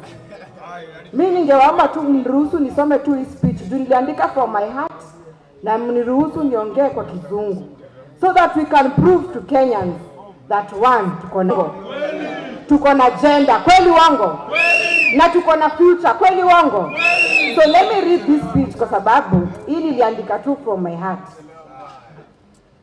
Na tuta maintain, Ladies and gentlemen, fellow Kenyans, all protocols observed. My name is Justina Wamae, the presidential running mate to Professor George Bunchiri Wajackoyah. As a Kenyan, I have first-hand experience on how hard and tough it is to be a Kenyan. This opportunity is simply humbling to me, given that back in 1997 I was 10 years old, being brought up in Kibera, which was in Langata constituency then, and being in the same ballot paper 25 years later with my MP then, and most of the people who we are competing with have been in politics directly or indirectly. Guys, I'm humbled. And this speaks to wale watu wako nyumbani, children who are watching us, because I know as it is, wazazi wanaforce watu waone news. My parents used to do that. So I'm sure there are young kids at home wanaona hii by default, mzazi is watching. It is clear that wanasema your dreams are valid. Do not be scared to dream. Kweli uongo? Haya, niendelea nisema. Today I'm delighted as a woman and a youth to be on the decision-making table. This Roots Party ticket seeks to convert youth and women into frontline agents in the development agenda of Kenya. And to this end, Roots Party is cognizant that the presidency has two aspects. The hard aspects, which is legislations and regulations, but the soft aspects, which speaks to the minds and hearts of Kenyans. Roots Party has listened to the minds and hearts of Kenyans. And we are saying it is not right that 5.5 million youths are unemployed. 1.2 million Kenyans living above the poverty line of 220 shillings daily. High cost of living occasioned by increased taxes. High debt, which is approximately 10 trillion, meaning a child conceived today owes 189,000 Kenya shillings. Huyu ameconceiviwa. Human rights issues, because when I say Kenya is stahili heshima, some people who are victims of the 1998 bombing were never compensated, but others were. What is the role of our government? To protect its people. Kenyans are stuck in the Middle East. Women, men, seeking greener pastures. How is the government protecting them? In this backdrop, Roots Party is the solutions to Kenya. Roots Party seeks to uphold the respect of Kenyans by first paying off our debt quickly as soon as possible. Shun donor support and instill confidence in our people that grass is greener in Kenya. Join us, let us water our grass in Kenya. As I stand here, I seek to speak to both men, women, and the youth. This demography requires us to amplify their voice.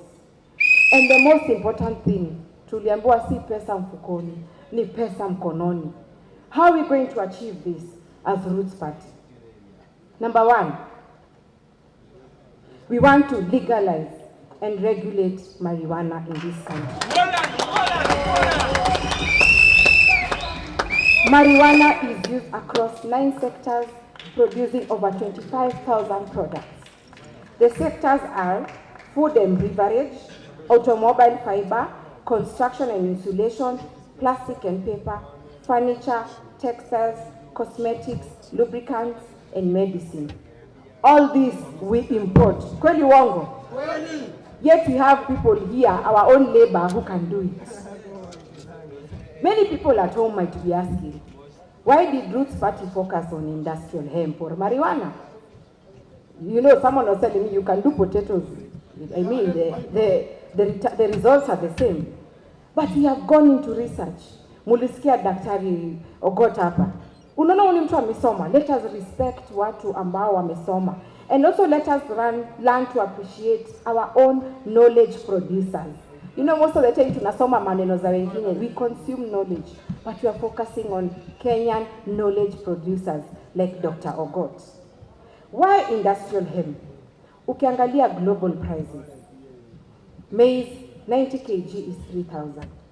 Sugarcane, the government is buying at 4,112 per ton. Coffee kwa gate is 23 shillings per kg. That is coffee and tea at the gate.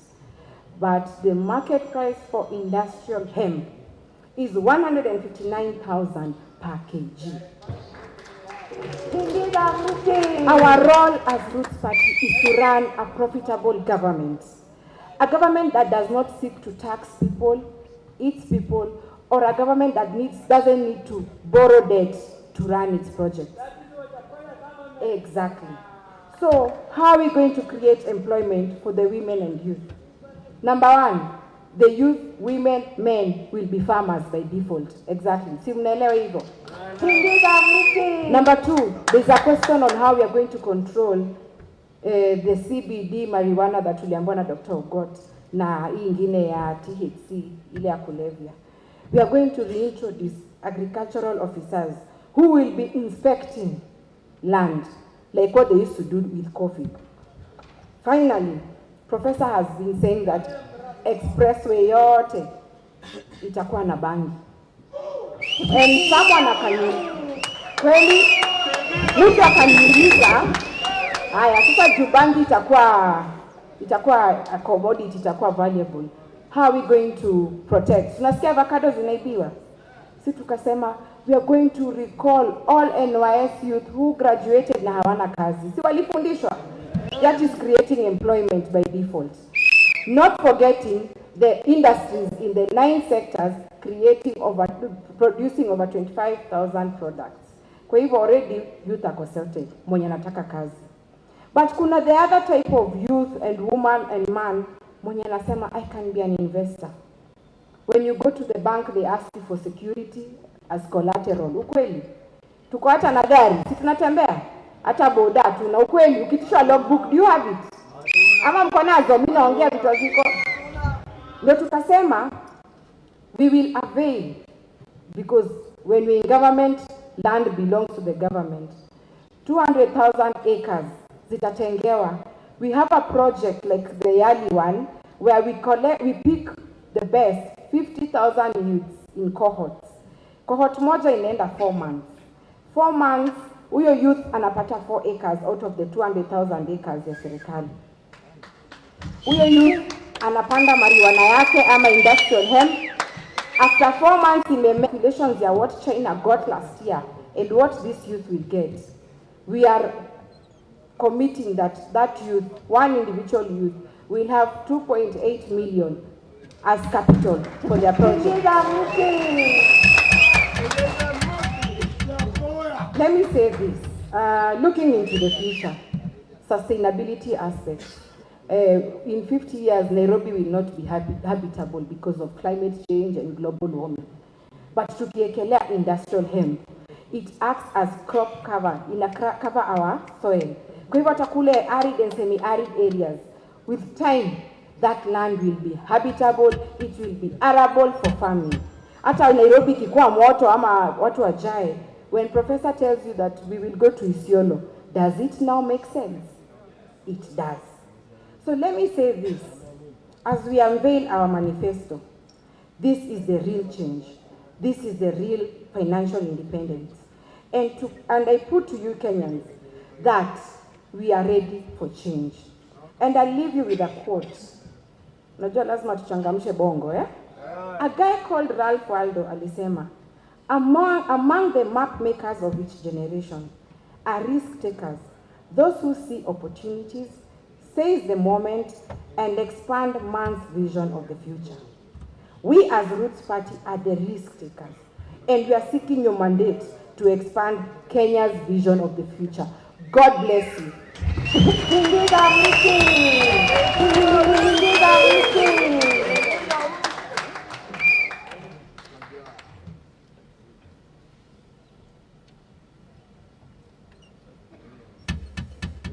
Sasa ile wakati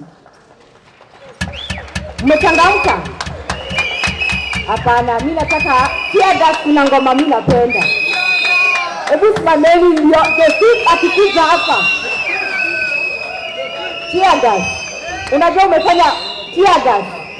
Unajua umefanya remix ile ya Wajackoyah. Ndio kila Mkenya wenye ako hapa ama nyumbani ajiulize Wajackoyah atafanya nini, na msikize what Wajackoyah will do for you. Tear gas. Haya, nishawafunza hiyo ngoma, si ndio? Ina 1 2 3, let's go.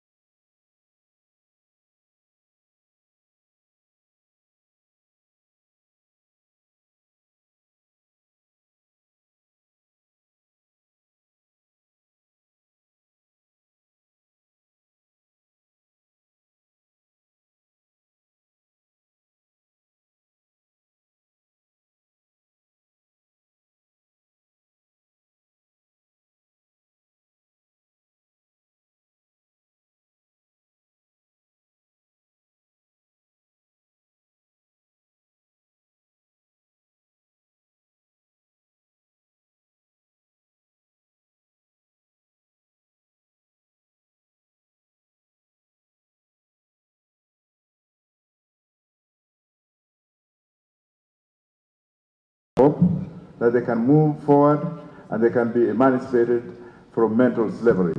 I thank you very much. Secondly, I would like to take this opportunity to thank all of you here. And I'd also like to thank the chairman of Roots Party, Mr. Musheru. I'd also like to thank the Meru group, the group that came from Meru, led by Mr. Yagnik. Please just raise and say. I'd also like to thank the group led by my friend Bilal, wherever you are. I take this opportunity to thank the reggae community, particularly the leaders of the reggae community.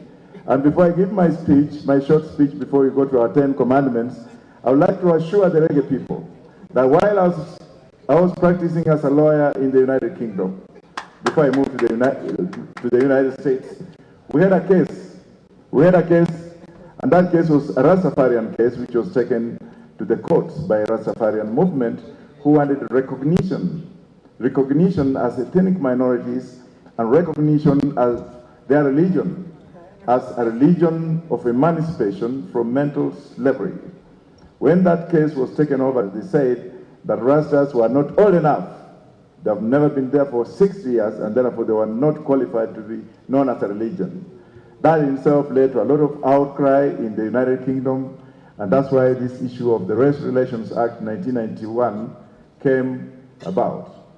I am with you. I'm a Rastafarian. My son, who plays football in UK, is a Rastafarian. He's an engineer, and my household compelled me to go to Jamaica to buy a piece of land in Montego Bay, where I built a house for my children, meaning that wherever you are, if you look at the statistics of people who are in jail, the Rastafarian community, I would say, and I would like to thank you, as very, very few. I don't think whether they are over 10, apart from those who have been enlisted, arrested, harassed, taken in jail for possessing a source or a stamp of marijuana, which informs me that the man who was arrested recently in Nyeri, that graduate from Egerton, from Moi University, who was only doing a deserving purpose to disengage from criminal activity, to engage himself from an economic activity, to have himself, because of unemployment, to heal himself through the herb. That man was arrested, and I saw it on television. I felt so bad the way the police officers were treating him like a criminal. I, having been a police officer myself before, could not treat someone like that. That was an inhuman and barbaric kind of degrading situation. I also look at the people who are arrested with the 2 sacks of marijuana in Northeastern Province. Anyone who is actually arrested with marijuana, the police are fond of calling the media. I would like to take this opportunity to tell our media, the 40 states, that whereas it's your duty, seated on soil, being asked very relevant, stupid, and archaic questions, instead of being taken to the courts for the lawyers to do their job. The police now become the judges, the police now become the doctors, they become psychiatric experts to start harassing a young man sitting on the ground, asking very stupid questions. And I can assure you that if such cases were in the UK or US, after you have been given your rights to remain silent, there's no any other word that ought to be uttered. But the police in Kenya are misusing their legal authority. And that's why they need to be informed by harassing people, calling in the media before proving somebody's innocence, and putting the whole family out there as a family of barbaric. And that's why we are going to release all of them. We are going to decriminalize it, the way the United States and the federal government in the US has decriminalized marijuana for purposes of economic growth. I also take this opportunity also to thank the Somali community and our representative from Northeastern for having been very much robust. What he didn't tell you is that members of the Somali community are punished twice in this country. They are punished twice because, one, because they are Somalis, and secondly, whenever they go to take their identity card, they have to prove 4 times of being Kenyans than their fellow Kenyans in the other parts of the world. That is going to end. That is going to end. And I can assure members of the Somali community that you are going nowhere. You are going to live in this country, and we are going to reward you by moving our capital city from here to Isiolo, so that you can also know that issues of loyalty to the system, issues of following political leaders or political correctness, issues of clanism, issues of tribalism has to end henceforth. The world is hemp country.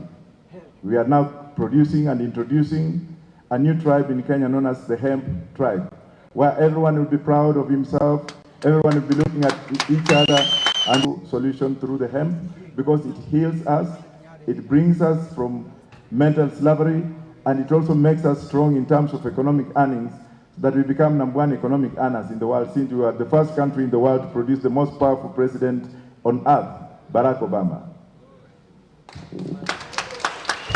And ladies and gentlemen, before I go ahead, we have received a lot of criticism from members of the clergy. It's my humble opportunity to appeal to them to read our manifesto first. Let them read our manifesto first. We don't have any problems with the clergy. We don't have any problems with the religion.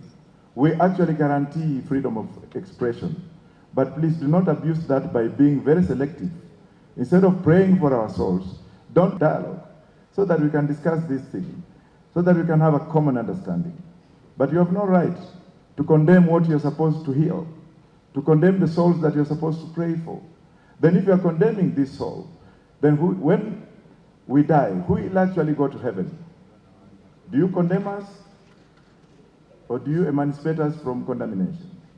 Do you contaminate us? Or do you emancipate us from condemnation?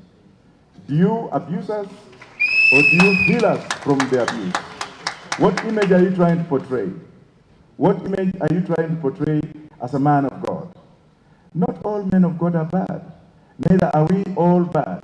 But when there's a problem, let us discuss it and have dialogue. And I can assure you that even if you go to Rome today, you go to Mecca today, you'll find out that religious purity is within the books of God. And to those that think that I've offended them, I'm willing to tell God today to forgive me. To forgive me so that we can have dialogue. But God, do not forgive me if you know that I was right. I'm asking you, God, not to forgive me if you know that I was right. But if I was wrong, forgive me personally, not through another individual. Ladies and gentlemen, before we start our 10 commandments or our manifesto, let me also appeal to you that we have many, many Kenyans in the diaspora. We have millions of Kenyans, or we have millions of shillings and pounds and dollars sent in by our fellow Kenyans who are in the diaspora, and nobody's thinking about them. Nobody's thinking about how to put up structures like what Malaysia has done, like what Philippines have done, so that we can actually be accountable to what we bring in and be proud of being Kenyans who have contributed a lot in the diaspora. And when I say Kenyans, I'm talking of Kenyans of indigenous origin and Kenyans of Asian origin. Kenyans of indigenous origin and Kenyans of Asian origin who have gone out there and they have done so well in their migration theory, and they have made the world feel so good by contributing what they have in terms of brain drain. We now need brain gain. We need to gain from what they have been drained to bring that back home, and let us actually be the first government on earth, the first government in Africa, and the first government in Kenya to recognize the values of the Kenyans in the diaspora. Having myself stayed there for many years, where I had to be a mortuary attendant, where I had to clean the old people in old people's homes, where I had to be a grave digger, where I had to clean them red buses in UK, where I had to go through the coals. But I had only one agenda: to come back home and bring what I earned through hard work, through sweat back in this country. And when I came in this country, I can assure you for free, ladies and gentlemen, and those who are here, those who are coming in to label us, those who are using my name on social media to purport to be myself, writing things that are not right, I forgive them today, because they do not know what they are doing. Politics of this kind are very destructive politics. We have had our Excellency, His Excellency the President. We also have had His Excellency the Right Honorable Raila Amolo Odinga. We also have had the Deputy President, Honorable William Samoei Ruto, as people who have been, and I respect them, and I'll continue respecting them for the role they have played. I am not here to point at them because they're my colleagues. But one thing I have to say today is that let us have a common ground whereby we don't initiate that in our campaign by coming up with bloggers who purport to be us. What actually are we fighting for in this country?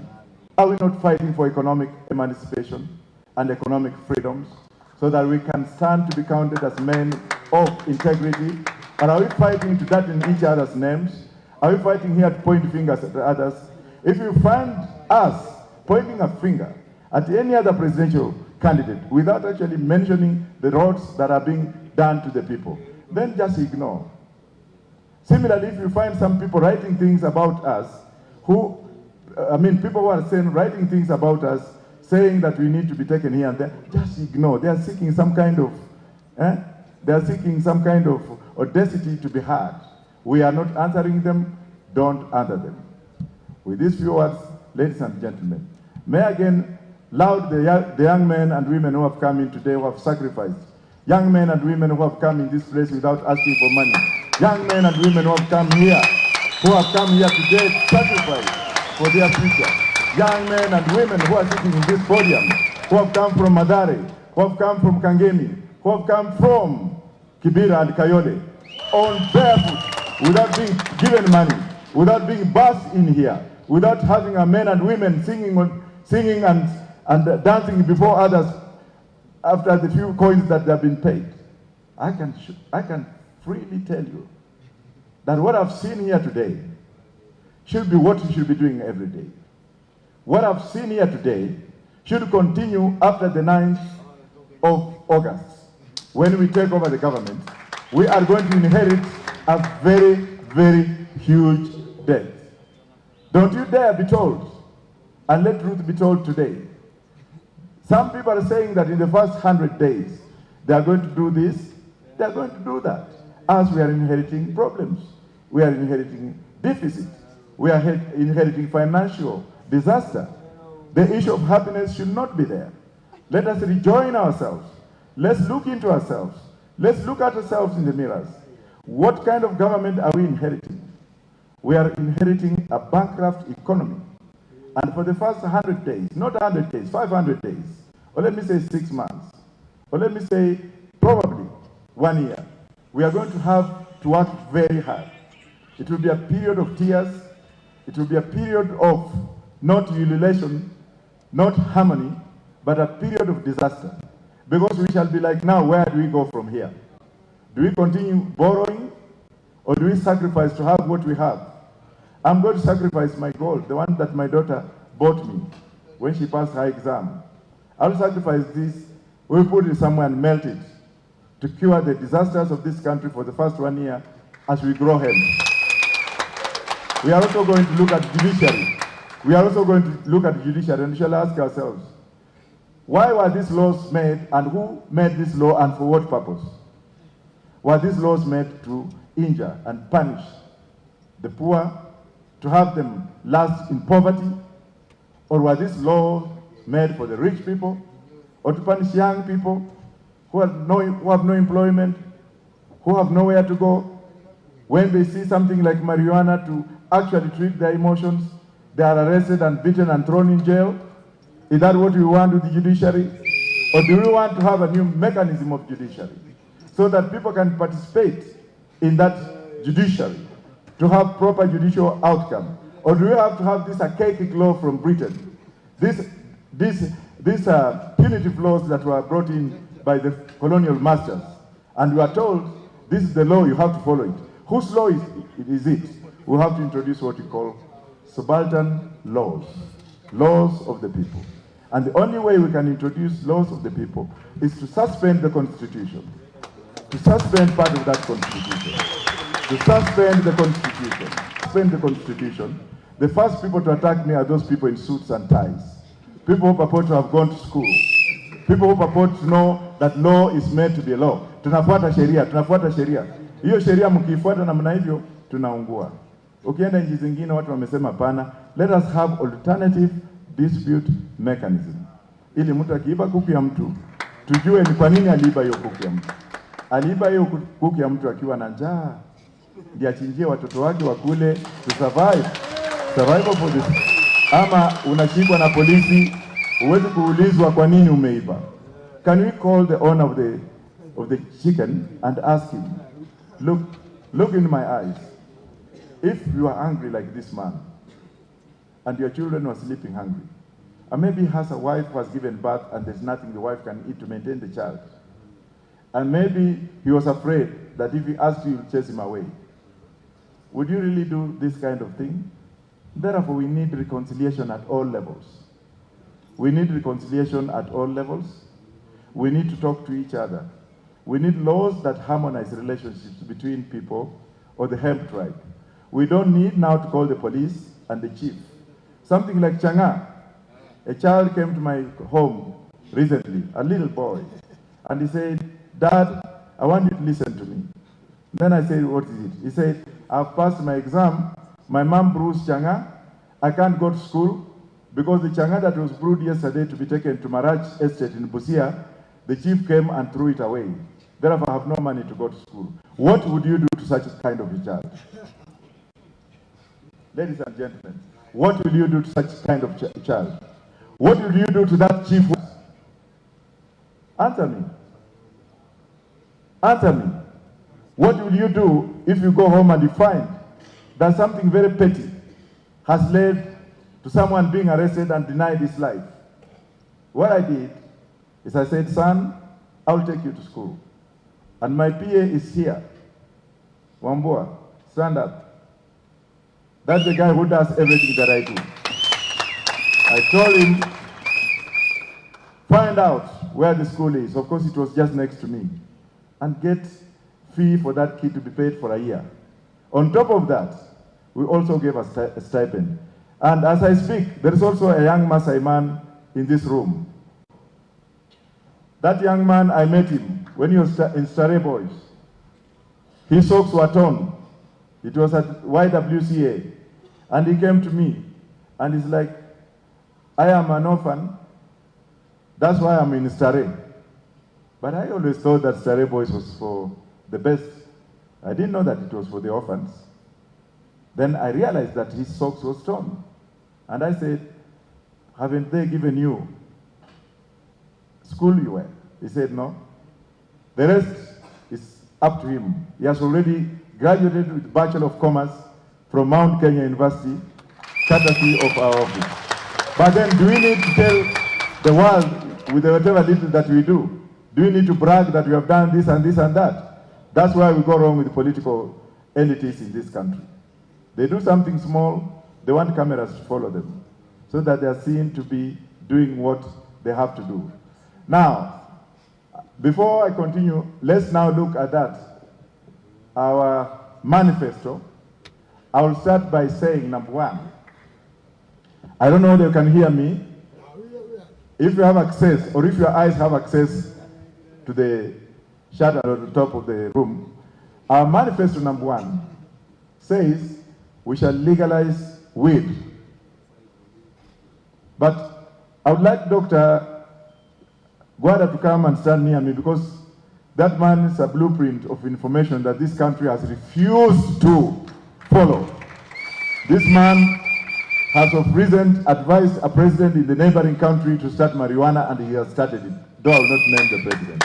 Professor, if I go wrong, just pardon me and take over. But because of time, I'll go very fast. Number one acre of Bangi can earn you $78,000 or 8 million per harvest. Per harvest. A harvest takes only 6 months. Now, if you have to harvest, that is 16 months, you earn 16 million. Of course, it will come with the tax implications so that you can raise money and revenue for the government to continue with what it ought to do. The whole of Nyeri county is 583,000 acres. This means that if we grew bank in Nyeri County, Nyeri residents will earn $45 billion or 4.6 trillion per harvest.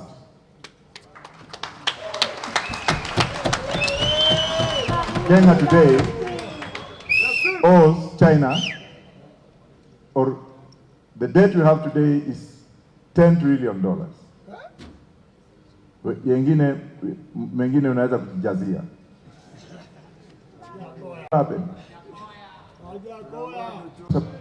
Where's number one? I thought we started with number one.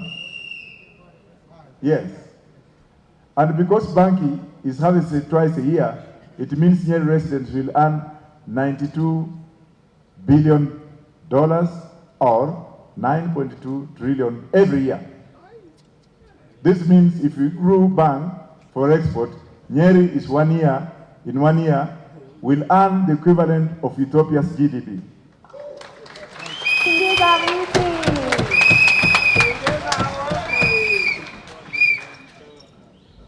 If we grew bank in Nyeri alone, as you see, each Kenyan could get a dividend check.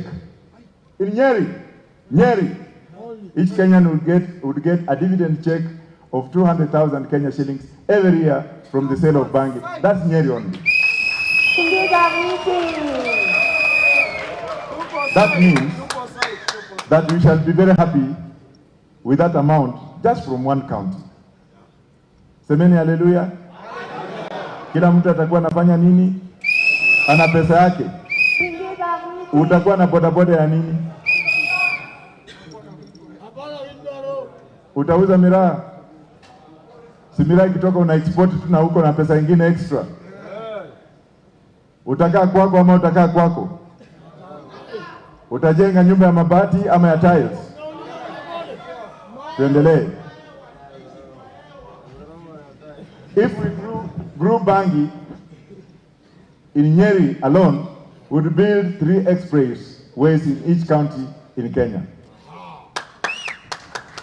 2 express in each county in Kenya. If we grew Bangi in Nyeri alone, Kenya could buy Bill Gates and Microsoft in just 2 years. Canada, last year alone, of 75,000 acres, harvested $486 billion. And you see all the drones you see flying here and there, they are made up of fiber, which is from hemp. If you look at Canada, this year, they manufactured the first plane made out of hemp, a product of marijuana. Now, if that plane was to land in Kenya today to pick up passengers because of international law, has Kenya got any jurisdiction to go and inspect the fabric of that plane? Let us stop joking. Let us stop being given unfair promises that cannot be fulfilled. We have the solution.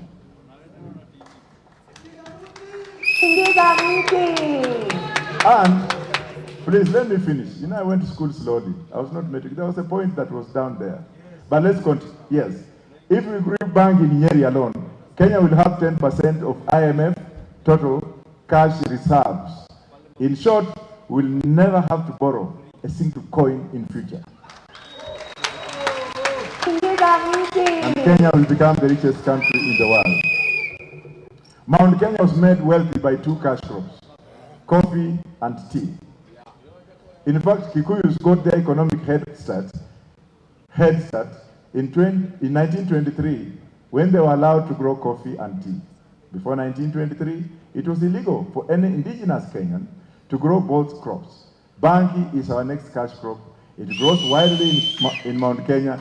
Question is, if we required the permission of Muzungus, who have now legalized bangi, why should we legalize?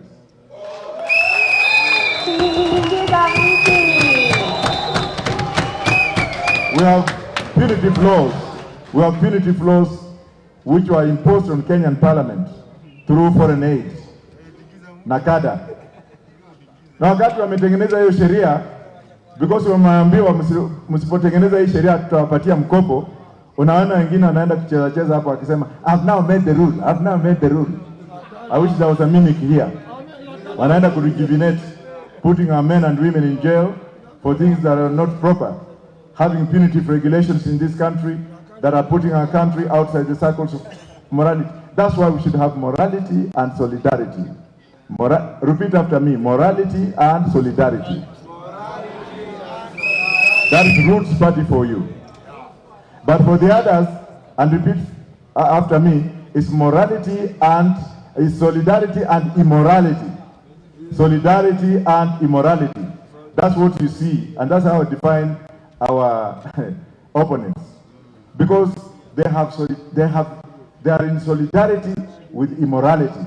They are telling us lies, package of lies. They are not telling us how. We are telling you how. And that is the truth. It takes a man. It takes a man like Daktari here, who first of all started this crusade, went to the Senate twice, was thrown out because the pharmaceutical companies that I'm opposed to, who make medicines, have got what we call the lobbying scheme. When they hear that Kenya wants to legalize bangi, they will call in the ministers concerned. Can you come for a talk in Britain? Whatever money they are given probably, and we know, and have figures, and trust me, I'll thrash some of these opponents when they bring, yeah, you get them with bank accounts in Singapore. In Singapore, and I know who has money in Singapore and Dubai. In Singapore, so long as you can pay taxes on monies that you take there, that becomes legal. The wash that we know, the monies are taken to Singapore, they pay 15%, and then they bring it through Dubai to this country. Some of those opponents, let me tell you this, because I have the information, to wash money. When the time for hanging comes, I will hang those ones when the laws are there.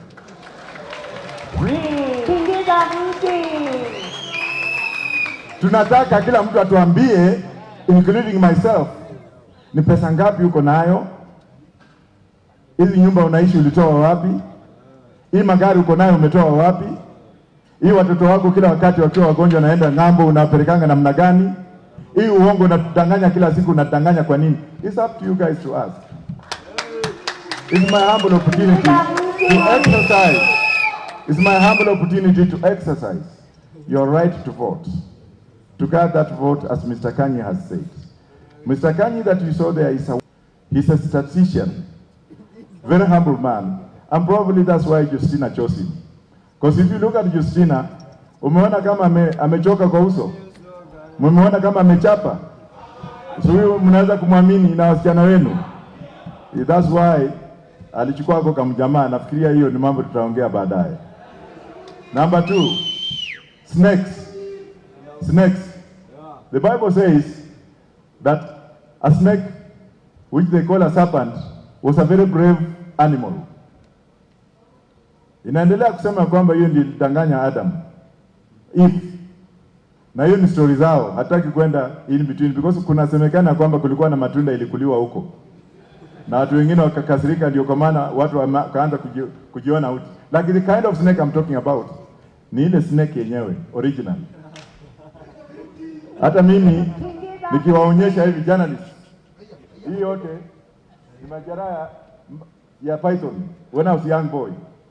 How it really squeezed me to swallow me when I was young. Thank God I'm still alive. So I know the dangers of the snake. But the good part of it, the good part of that snake I'm talking about, is that it's carrying something in it. It is carrying something in it that is very productive, that will give us $1 billion US per year. Na mimi nataka watu wachanuke tafadhali. Tumezoea ile lugha ambayo tunafundishwa kila siku for the last 50 years. Tukiambiwa kitu kama hiyo wengine wanakimbia, na wale bloggers wa ule mwingine ambao mmechukua jina langu kuongea on my behalf. Endeleeni tu, lakini your lies will soon be disapproved on the 9th when I take over as the president of this country.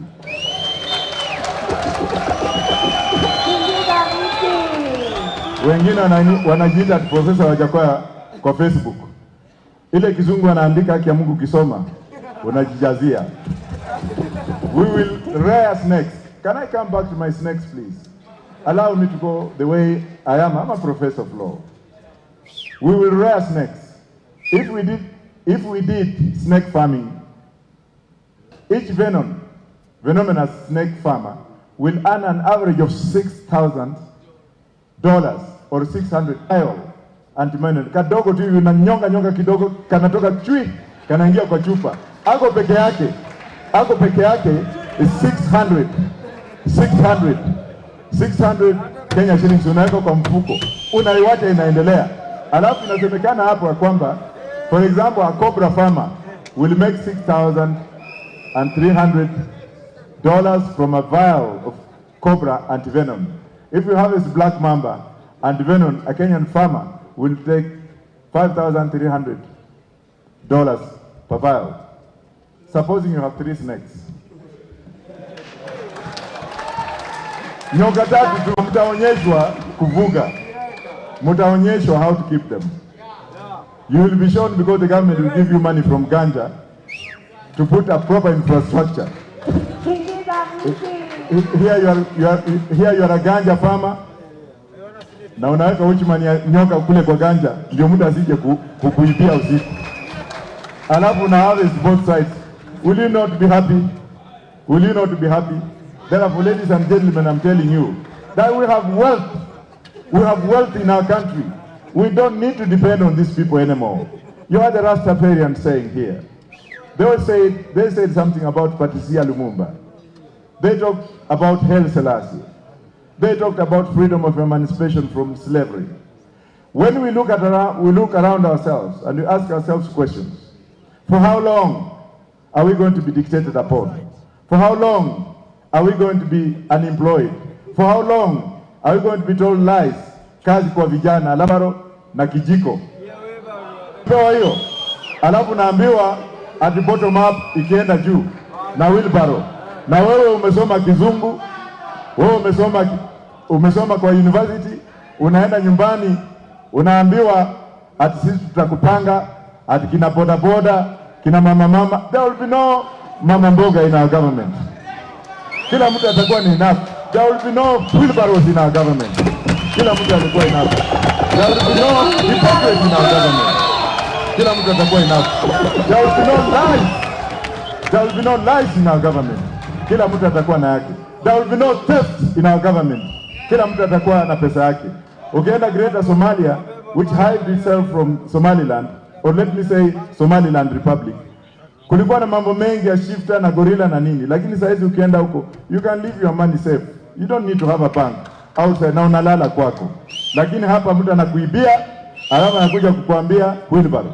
Mwingine anatoka huko, anakuambia I'll give you 6,000. What can 6,000 do to you? Surely.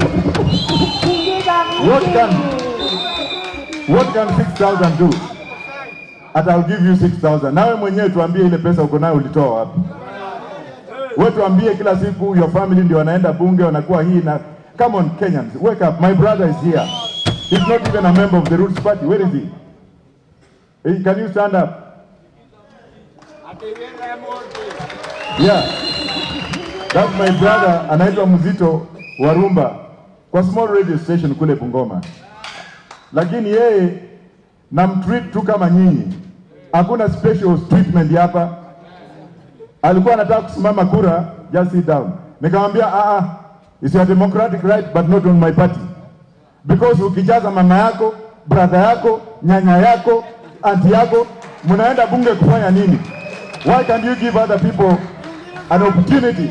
Why can't you give a Rastaman an opportunity as a nominated member of parliament? Why can't you give people who are down there opportunity to be who they are? Why must you be the one having everything? Ukiendesha gari ukienda mahali karibu na mtu mwingine ukiona nyumba to otno en marnga, yani hiyo nyumba ni ya nani? Unataka kujua mwenye hiyo nyumba kama amekuletea pesa. Justina is a very strict person here, and my Secretary General Adam also just stand around here to be seen. Hawa watu hawana mchezo. When it comes to nomination, ukija na meno ya paka atakwambia get out of this place. Thank you, Justina. Sisi nomination yetu ilikuwa kali sana. We did not want hooliganism. You'll never see Professor's brother or sister akiwa karibu na mimi. Brokers, that's what I'm talking about. There's no brokerage. All of you are my brothers and sisters. That's why I'm here.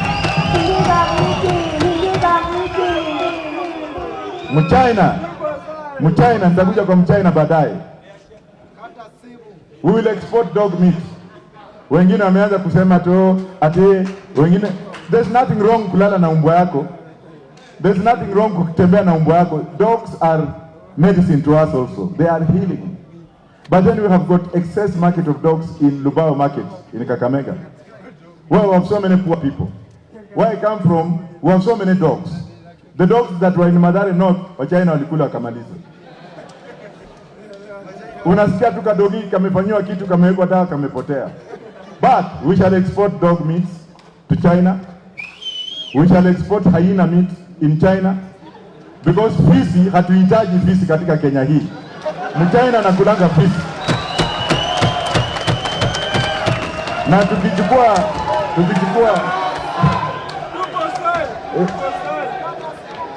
mimi nasikia 1000 fisi 1000. Fisi 1000 wanaume wako na makende 2000. Na mimi nasikia hiyo makende ya fisi ni dawa kwa China. Let's speak it the way it comes. Kwa hivyo hiyo makende iko na bei mingi sana kushinda hata ganja. Kende moja ni karibu milioni 6. Kwa hivyo we shall export makende ya fisi, dog meat pamoja na fisi.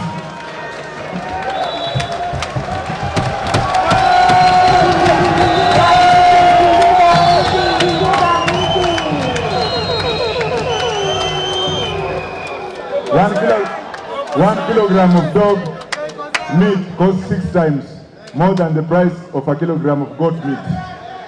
Kenya exports beef, goat and lamb, the Middle East, for instance, wherever it is. Kwa hivyo nimewaambia tena, acha nirudie hiyo point nikiemphasize. Nyama ya nyoka inaenda China. Wakishakula then tumelipa.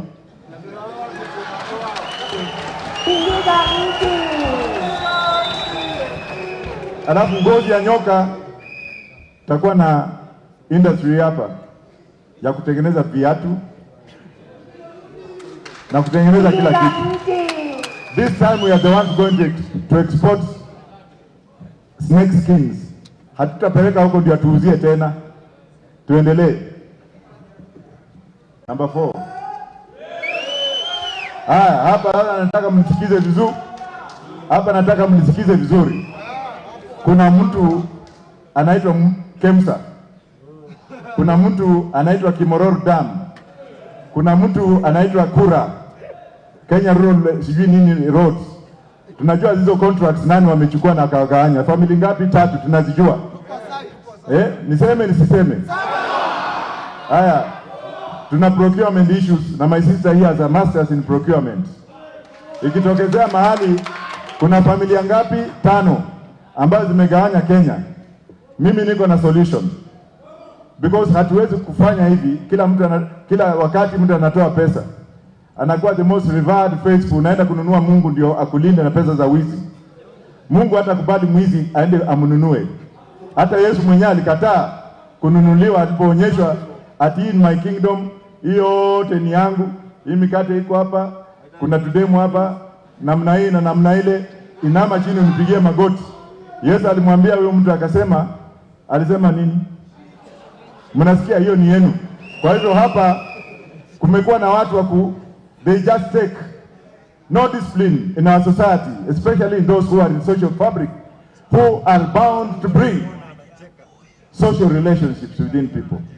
If you see somebody who is meant to cure you emotionally, psychologically, and bring you back to fold, taking stolen money without asking the source of that revenue, taking stolen money, buying himself a account and enriching himself. The same way somebody tried to bring 200 million to me. Ati nichukue hiyo pesa ndio niende ni campaign kwa opponent yake, ndio opponent yake aanguke. Imagine what would have happened to all of you who believe in us. Ninunuliwe na pesa kidogo ndio sasa ile furaha mko nayo iende chini. Nitatembea Nairobi, simtaninyonga. Simtaninyonga. I am on the ballot to do that. We shall hang those people when we put legislation in place. When we suspend the constitution, part of what we are going to ask them is, can we revert to death penalty? Or can we hang them? Because in China, when you steal in China, they hang you. In Japan, when you suspect yourself to have stolen from the government, you commit suicide. In Britain and America and Germany, they take you to jail. But in Kenya, you go to parliament. That is why you see a lot of punitive laws from Nakada, punitive laws and proclamation from those who believe that they are near a God, telling you, mnapotezwa na huyo. Because they know that you are going to seal the loopholes of corruption and the loopholes of free things, because you will have enough money, which will enable Kenyans to build their own churches and mosques. Because if you have the Bible or a Quran, you can directly pray to God, personal relationship with God. Or you can hire a pastor to come and pray for you, right or wrong. But we shall not have thugs who will walk with the Bible and spit on your head and come and tell you that I can see there is a demon here. If they cannot remove the demon from themselves, how can they remove your demon? Those people who are casting the Rastafarians, those people who are casting other people, who in Shetani ashindwe. But he himself is Satan. What lazima jiangalie, what lazima ambie watu ukweli, what lazima preach the right message to the Lord, what lazima tuangalie namna hiyo. Hamwezi kuja kulabel the people who want to emancipate you guys from chains of slavery. But if you follow me, then we shall together go to heaven, if heaven is there. Hallelujah. We are going to write down 3 things. Number 1, ukiwa umepatikana na hatia, umeiba, kutakuwa na choices of kifo. Number A, sentence itakuwa hivi: how would you like to die?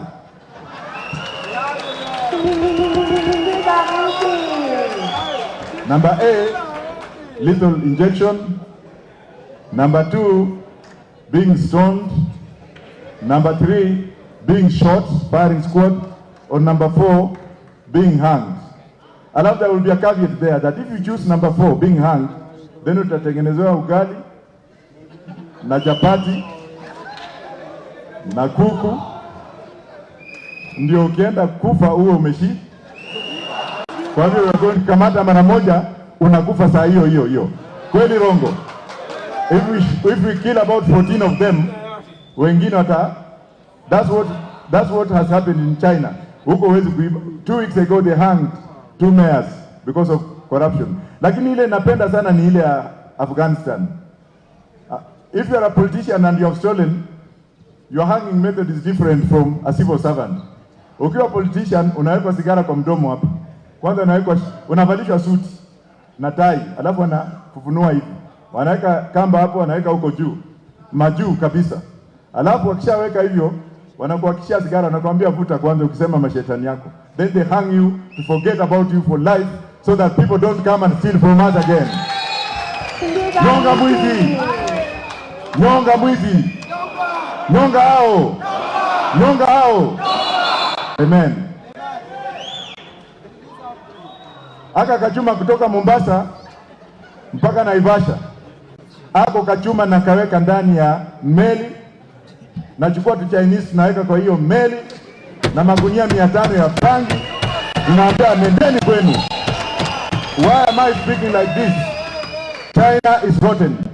Wherever the Chinese go, there is a problem. Can I say it? Niseme, nisiseme.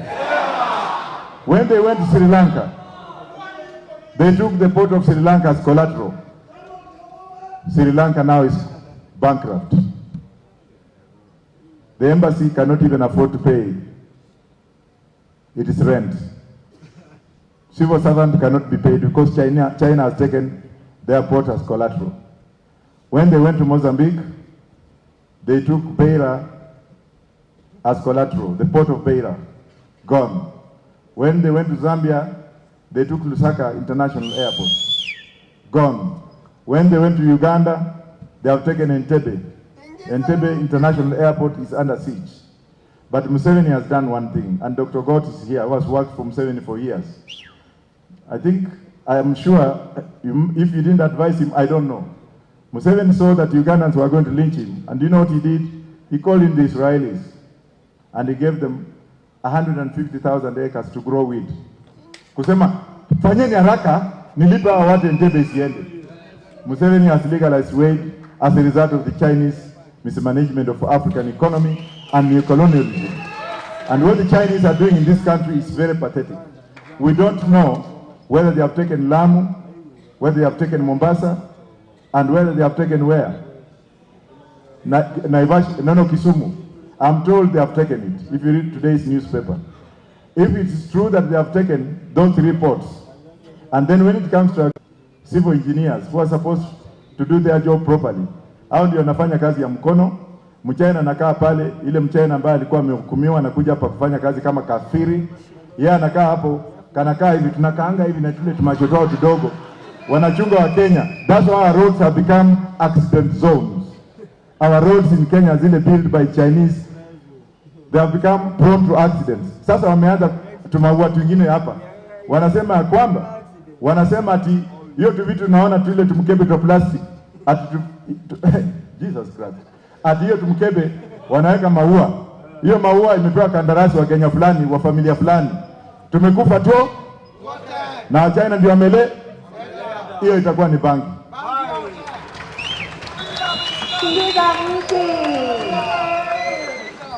Of course, as my deputy has said, we should regulate the growth of bangi for purposes of export and medicinal. The Chinese people will have to leave. I'll be on the 9th, after I've been sworn in, I think, wherever that date. After 2 days, I'll recall Kenyan ambassador to China, immediately to Beijing. And I'll ask the Chinese government to recall the ambassadors that we start fresh negotiation, and I'll cancel all those contracts.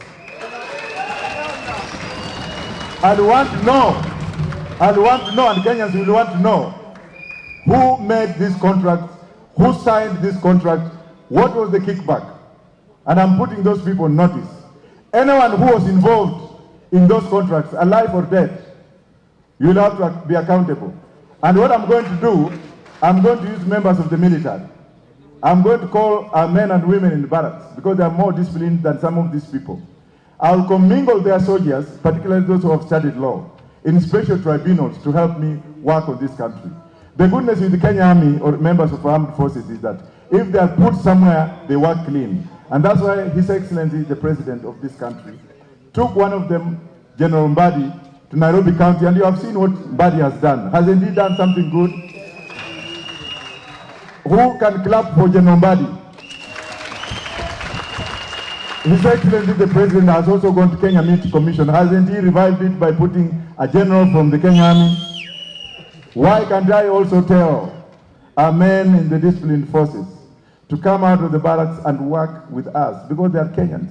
When they came out to work on Uhuru Park, the engineering battalion from Kenya, they made something which is permanent. If you go to Uhuru Park, walitengeneza kitu safi.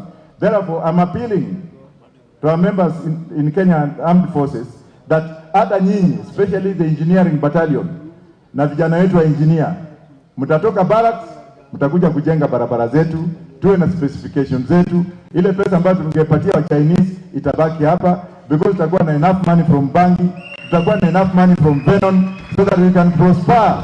This is a nation of prosperity. This is a nation of prosperity. I know that some people are going to say later on that, oh, huyu mtu anataka kuharibu watoto wetu. Shindwe. Ukienda Jamaica, Jamaica is a great country. Jamaica is a country that grows bangi. Israel grows bangi. Ukienda Jamaica, the number of mental patients in Jamaica is not even there. Lakini ukienda Mathare Mental Hospital, outpatients are 60,000. Inpatients are 20,000. Now, do you want to tell me that I'm mad? I am a madman. I'm a madman to say or to pinpoint at realities. And what kind of medicine are they given anyway in Mathare? Hawapei dawa. Sisi tunawapatia msokoto wavute tu na watoke. Ladies and gentlemen. Ladies and gentlemen. Ukiona mchainizi anakuja anaandika mtu Kenya alafu anamchapa viboko hata amechelewa kazi. Shindwe kabisa. Shindwe kabisa. Washindwe. Next. Do you have more? Yes. Tutafanya kazi siku 4. I'm telling employers and the middle class that we shall open up a 4-day working formula in a 24-hour open economy, where we shall have infrastructure working for 24 hours. Then we shall have 8-hour shift, whereby if you go in the morning at 8, you leave at 4. Somebody goes to work at 4, he leaves at 11. And the last shift is from 11 to 6 in the morning, which will mean that the rate of employment will increase. The relationship between employer and employee, the relationship between employer and employee will be cordial. Labor laws that are very restrictive will be abolished. In the entire Kenya, we'll have a holiday. And Kenyans will also be free on Friday in a 24-hour economy, 8 hours a shift, double production. What are we losing anyway? On Saturday, the Seventh-day Adventist is your day. And on a Sunday, Hallelujah churches, your day. But the minority Rastafarians, every day.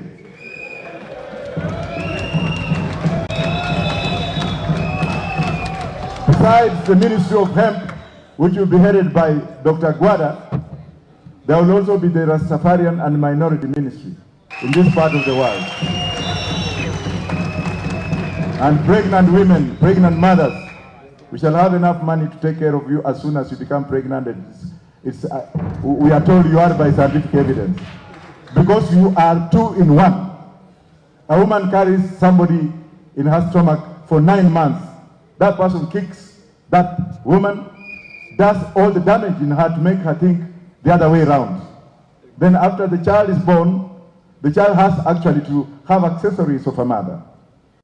They titi the mom, putting scars on her body in terms of those scars when mtoto ananyonya. Kuta mwingine ni wazimu, badala ya kunyonya mama hapa anauma. Those scars are painful, they're emotional. And then after that also, a mama takes the responsibility of that child. It's my sincere hope that mothers will be given, pregnant mothers will be given a stipend, whether married or not married, to take care of themselves for that period. We shall have enough resources. And whoever touches on a woman, the punishment will be there, and that one will come when we take over. We are also like, no, we shall talk, because you also know that there are some men that are beaten by their wives. Lakini mimi bibi yangu amenipiga twice, na mimi nasema it's okay. I walk away. Akinichapa kofi nasema thank you mom. I walk away. Then she comes looking for me and say, honey, can you come back? What about if I slapped her back? Will we have peace in that house? Sometimes there is that coffee ya love. Mtu anakuchapa kidogo ndio ive, ama namna gani? Alafu wewe unatoka huko, unaanza kuweka mangumi kwa mama. You are punching what? There will be a severe punishment for those people who do that. There will be no domestic violence in my government. But even if there will be, we shall have to look at them and find out the solution. We shall not rush to the police stations when we have other mechanisms that we can solve domestic problems. The issue of the police or police will come later on. And let me tell you this. Having been a police officer myself, I am so bitter when I see people abusing policemen. What you don't know is that policemen are underpaid. What you don't know is that anything that comes from the government is heaped on a policeman as a punching bag. Wengine wanaenda Japan or China wanakuja hapa wanasema kuanzia leo askari atavaa uniform ya blue. The constitution says, that's why I want to abolish it, that to constitute me, to make me, please ask me to have popular participation in what you want to transshape me. Police officers are never asked. They are given orders. You find that a graduate police officer today, when he joins police service, the police service as a constable, he earns the salary of a constable. A graduate police officer who joins the police as an inspector of police earns the graduate's salary. But these people all help loans and interests. Now you tell me, somebody is being given peanuts and somebody is given that, and also the moral solidarity is not there. There is morality, there is solidarity with the morality, because if the two classmates who have joined the police, one as a constable and one as an inspector, earning different salaries, don't you think tuko na shida hapo? Don't you think that we should be proud of our men and women and empower them to do the right work, empower them so that they don't become corrupt, empower them so that they don't become pets of corruption? Don't you think that the police officers should be recognized through empowerment so that they are given the right dues? Instead of being given 15,000 shillings to rent a house in Nairobi, na unaenda na bunduki yako, no vehicle. Police officers are on top of my agenda. We shall make the best police force in the country, with one exception, that they will not be arresting Kenyans, because there will be no need of arresting them. We shall have enough money to take care of everybody. So, we shall have a 24-hour working economy. I don't know whether that was number 6. Did you have number 6? Now, number 7. Yeah, number 7, please. These are the commandments of German. These are the commandments of our manifesto. We will suspend the constitution. I've spoken about that. I will ask Kenyans, through the preamble of We the People, which supersedes the entire constitution. I'm a lawyer, for God's sake. A lot of lawyers here are very ignorant. They always say the constitution says. The constitution says. But they have no idea of what they are saying apart from simplicity in law school. Unaenda unasoma kadigiri kamoja, unakuwa lawyer, umejifanya wengi. Na sisi tumesoma mpaka tumechambua kila kitu. Let them know that the word the constitution is in the preamble. Those first words that start. Hii ingine inakuja huku. That is supplementary. The preamble says we the people. That's where we stop. So long as you give me the mandate to be the president, I will go back to the preamble and say, I've been given the rights of we the people. And therefore I will have a right to suspend the constitution. Put it on hold and ask all languages and ask Kenyans, what is it that you want? In judiciary, how comes that cases take longer in Kenya than any other place? How comes that corrupt people are jailed for 67 years, they appeal, and when they come out of the appeal, they go to seek for electoral seats? Come on, you know who we are talking to. How comes that case of Chicken Gate versus IEBC, which was 10 years ago, is still ripe in Kenya, and those who committed the same felony, fallacious felony, in Britain have been tried, those found guilty were jailed, and they are out of jail 4 years.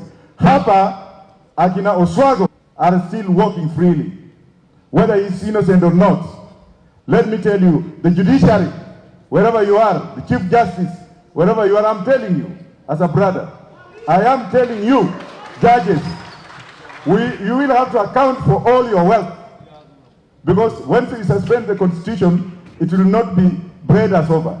We shall ask Kenyans to review the constitution and find out whether they will want domestic trials by jury, traditional trials by the elders, who have been taking cases from here to there. And I'll find out if a case has been pending for 5 years.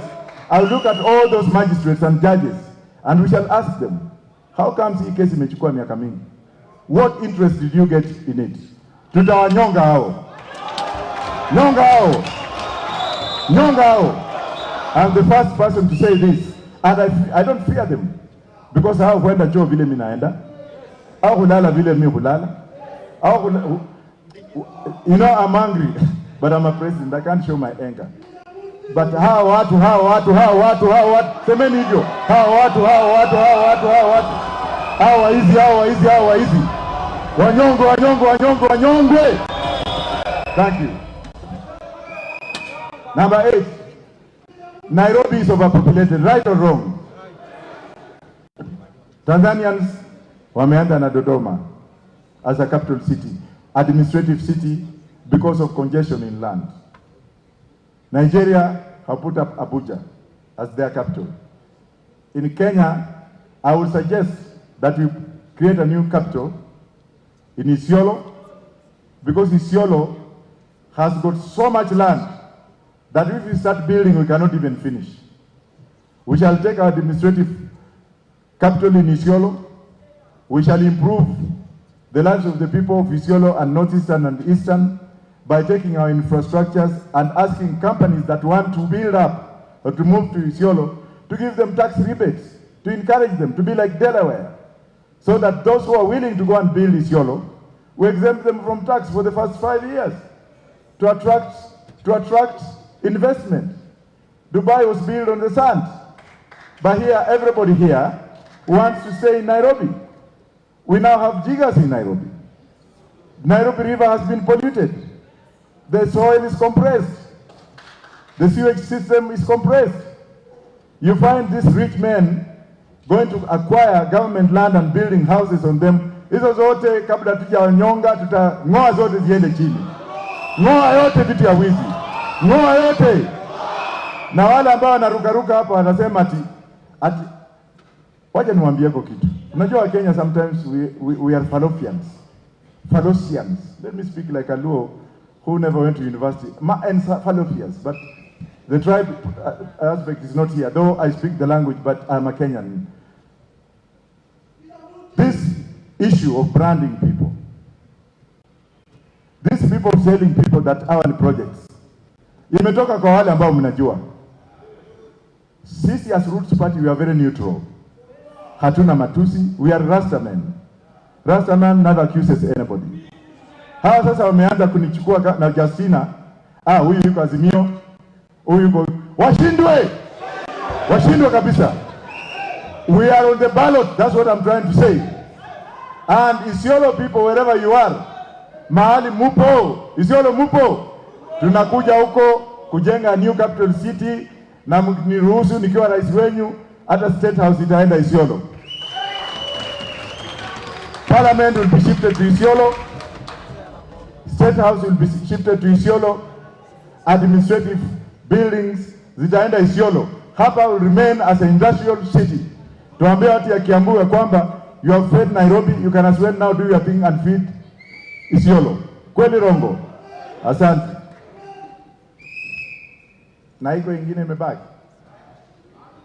Now, this is where some people go crazy. Everyone wants an identity. If you go to Nigeria, for example, and you go to Ondo State, the number plate ya magari Ondo State ni Ondo 1, Ondo 2. Ukienda Lagos, utaona magari imeandikwa Lagos State, the pride of the state.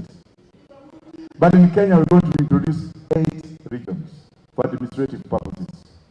And we shall have chief ministers in each region. Counties will remain within regions. The federal government will operate from Isiolo, whereby each state will have its own parliament and each state will have its own counties. We shall no longer have 47 governors. We shall have county officers, and whatever state wants to name them or to conjugate them into what have you, it will be there. So that tukiwa na Rift Valley, for example, Nakuru will be the capital city of Rift Valley. And then if a county like Narok produces unga ya ngano, wheat, tourism, hides and skins, the revenues collected in Narok will be debated in the capital city of Nakuru, whereby it's up to the Nakuru city, the Nakuru parliament to decide. When it comes to appropriation of funds and taxation, wataangalia waseme which county has got more revenue. Let us apportion this kind, 70% or 60% to this county. Then 10% can go to federal government to help us in administrative issues. rather than the current system which we have, where all monies are collected by the government, and by the time they go to governors who have become thieves. In fact, I'm going to prosecute almost all of them. I'm going to ask them why they are joining AZIMIO.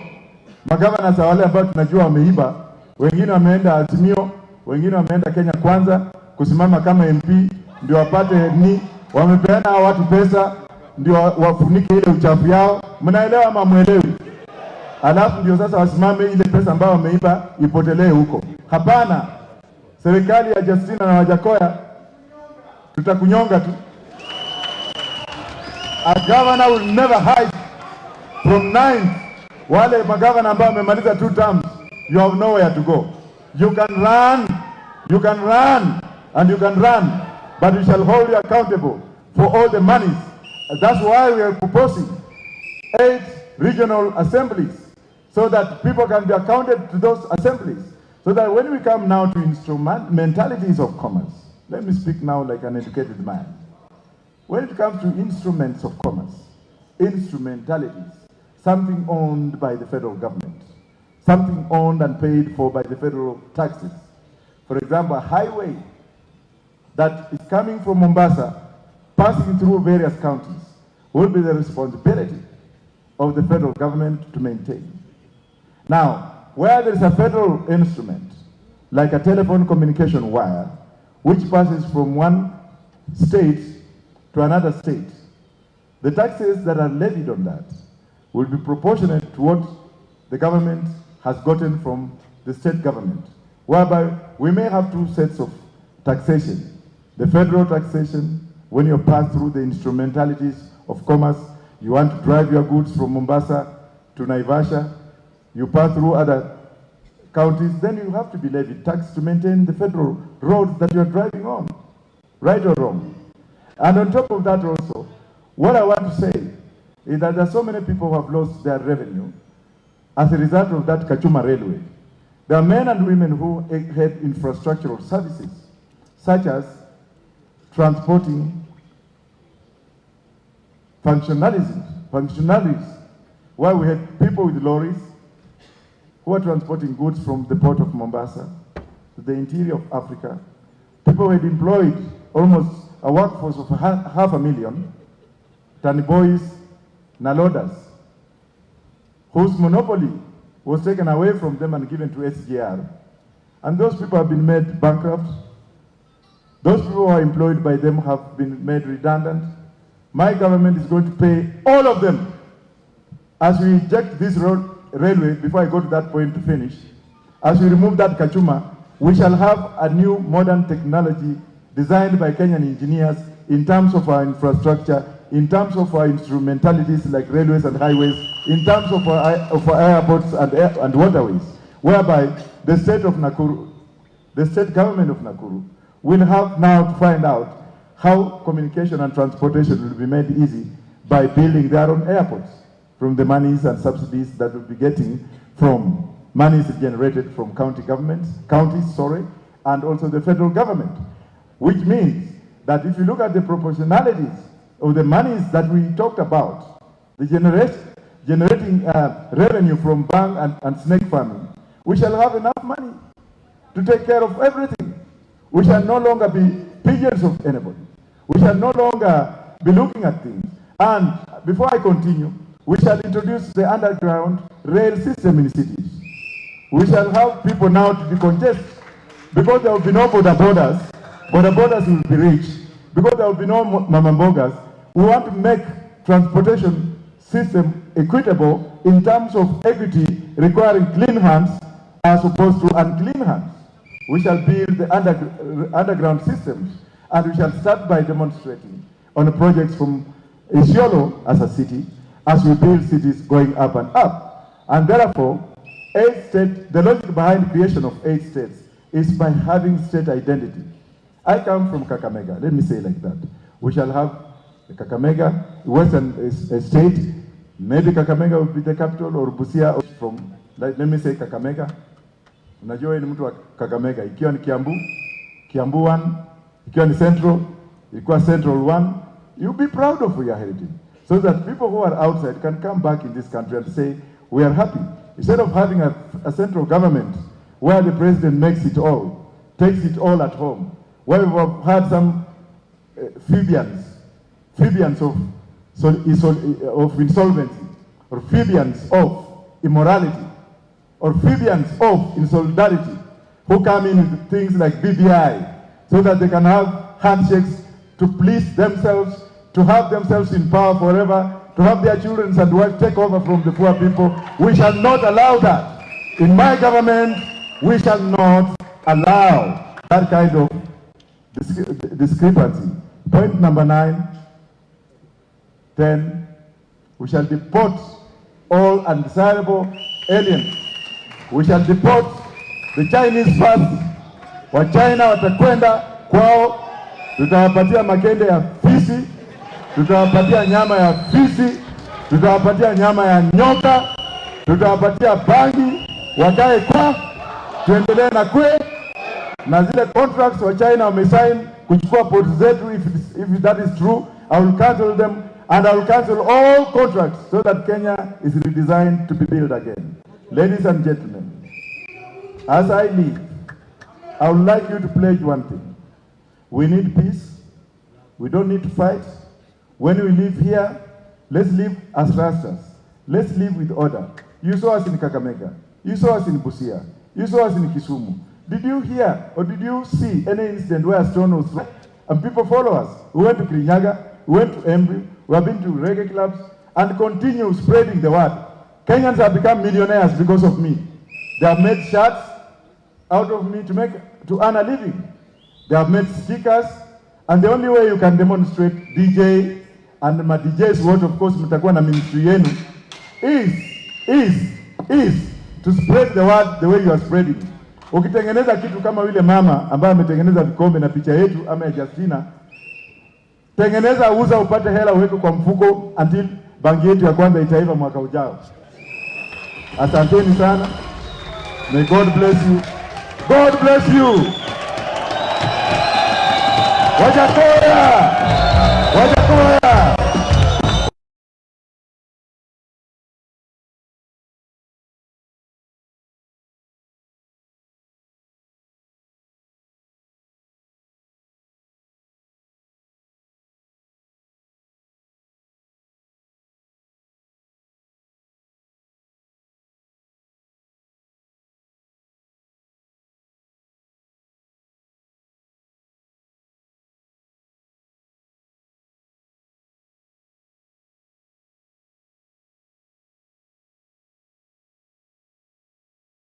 Naomba kidogo rais, iko vijana wanataka wa perform, then we can close.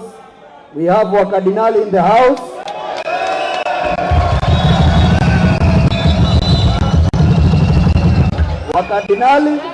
Wakadinali, then we can close.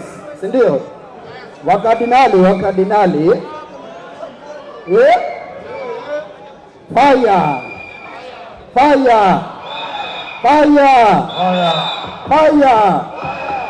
Wakadinali.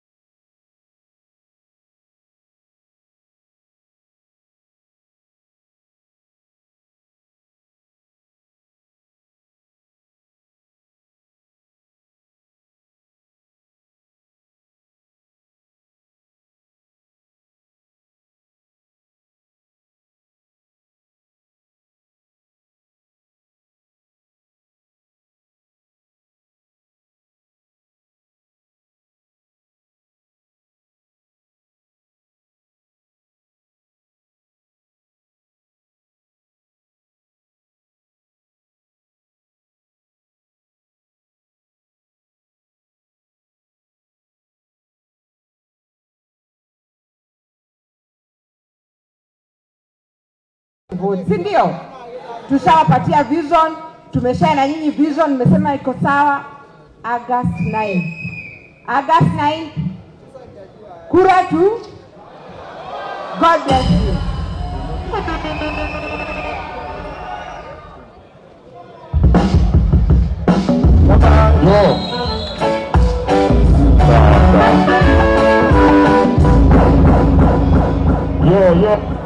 Yo. Hello. Are you ready? Hello.